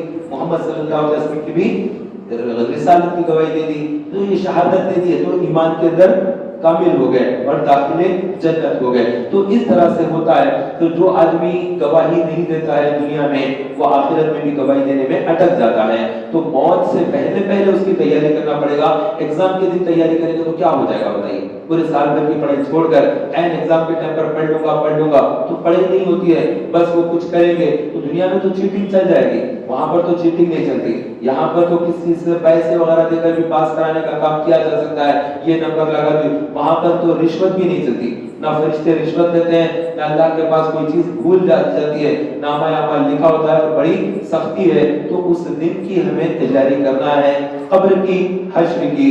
اسی تیاری کے حصے کے طور پر ہم یہاں پر جمع ہیں. ہمارا یہاں جمع ہونا کوئی یہاں پر مال نہیں ہے کہ کوئی چیز بٹ رہی ہے لوگ آ رہے ہیں بلکہ یہاں پر اسی لیے جمع ہوتے ہیں کہ کچھ فکر آخرت ہو کچھ ہمارے عمل میں اضافہ ہو کچھ نماز درست ہو جائے کچھ اخلاق بہتر ہو جائے والدین کی رضا حاصل ہو جائے.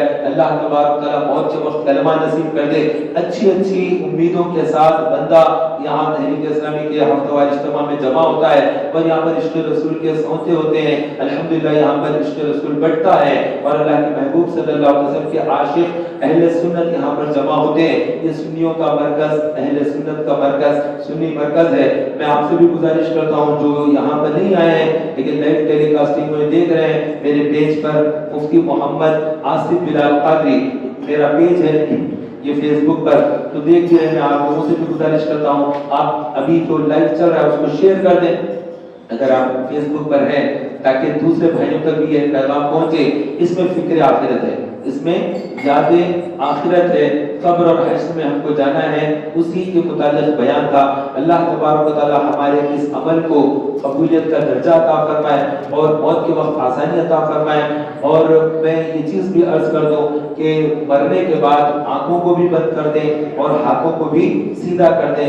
پیر اگر ٹیڑھے ہو جاتے ہیں تو انگوٹھوں کو باندھ دیں اور جبڑا کھلا نہ رہ جائے منہ کھلا نہ رہے منہ کھلا ہوا دانت اور حلق دکھ نہ رہا ہو. سر سے لے کر جبڑے کو بند کر کے ٹائٹ ایک پٹی باندھ دے تاکہ منہ اچھی طریقے سے بند ہو جائے. دانتیں مل جائے دونوں دانت اوپر کے نیچے کے اس طرح سے باندھ دے جبڑوں کو کس کر باندھ دے تاکہ دانت ان کے ملے رہے منہ بند رہے. اور ناک کے اندر تھوڑی سی روئی لگا دے تاکہ ہوا جا کر کہیں پیٹ موٹا نہ ہو جائے. اور پیٹ پر تھوڑا سا ایک نمک کا 1 کلو کا جو نمک کی پاکٹ ہوتی ہے وہ نمک کی پاکٹ کسی کپڑے وغیرہ میں لپیٹ کر کے ایسی پاکٹ نہ رکھ دیں بلکہ کوئی اچھے کاٹن کا وائٹ کوئی کپڑا ہو ایسا اس کے اندر لپیٹ کر پیٹ پر رکھ دیں ورنہ ہوا جو کانوں سے ناک سے جائے گی پیٹ وزن نہ ہو جائے موٹا نہ ہو جائے. تو اس طرح وزن بھی اس کے اوپر تھوڑا سا رکھ دیں 1 کلو یا 2 کلو تک بھی رکھ سکتے ہیں. اگر کوئی ہیوی صحت مند آدمی ہے تو 2 پاکٹ بھی رکھ دیے جاتے ہیں. ایک دم بالکل لاغر دبلا کوئی آدمی ہے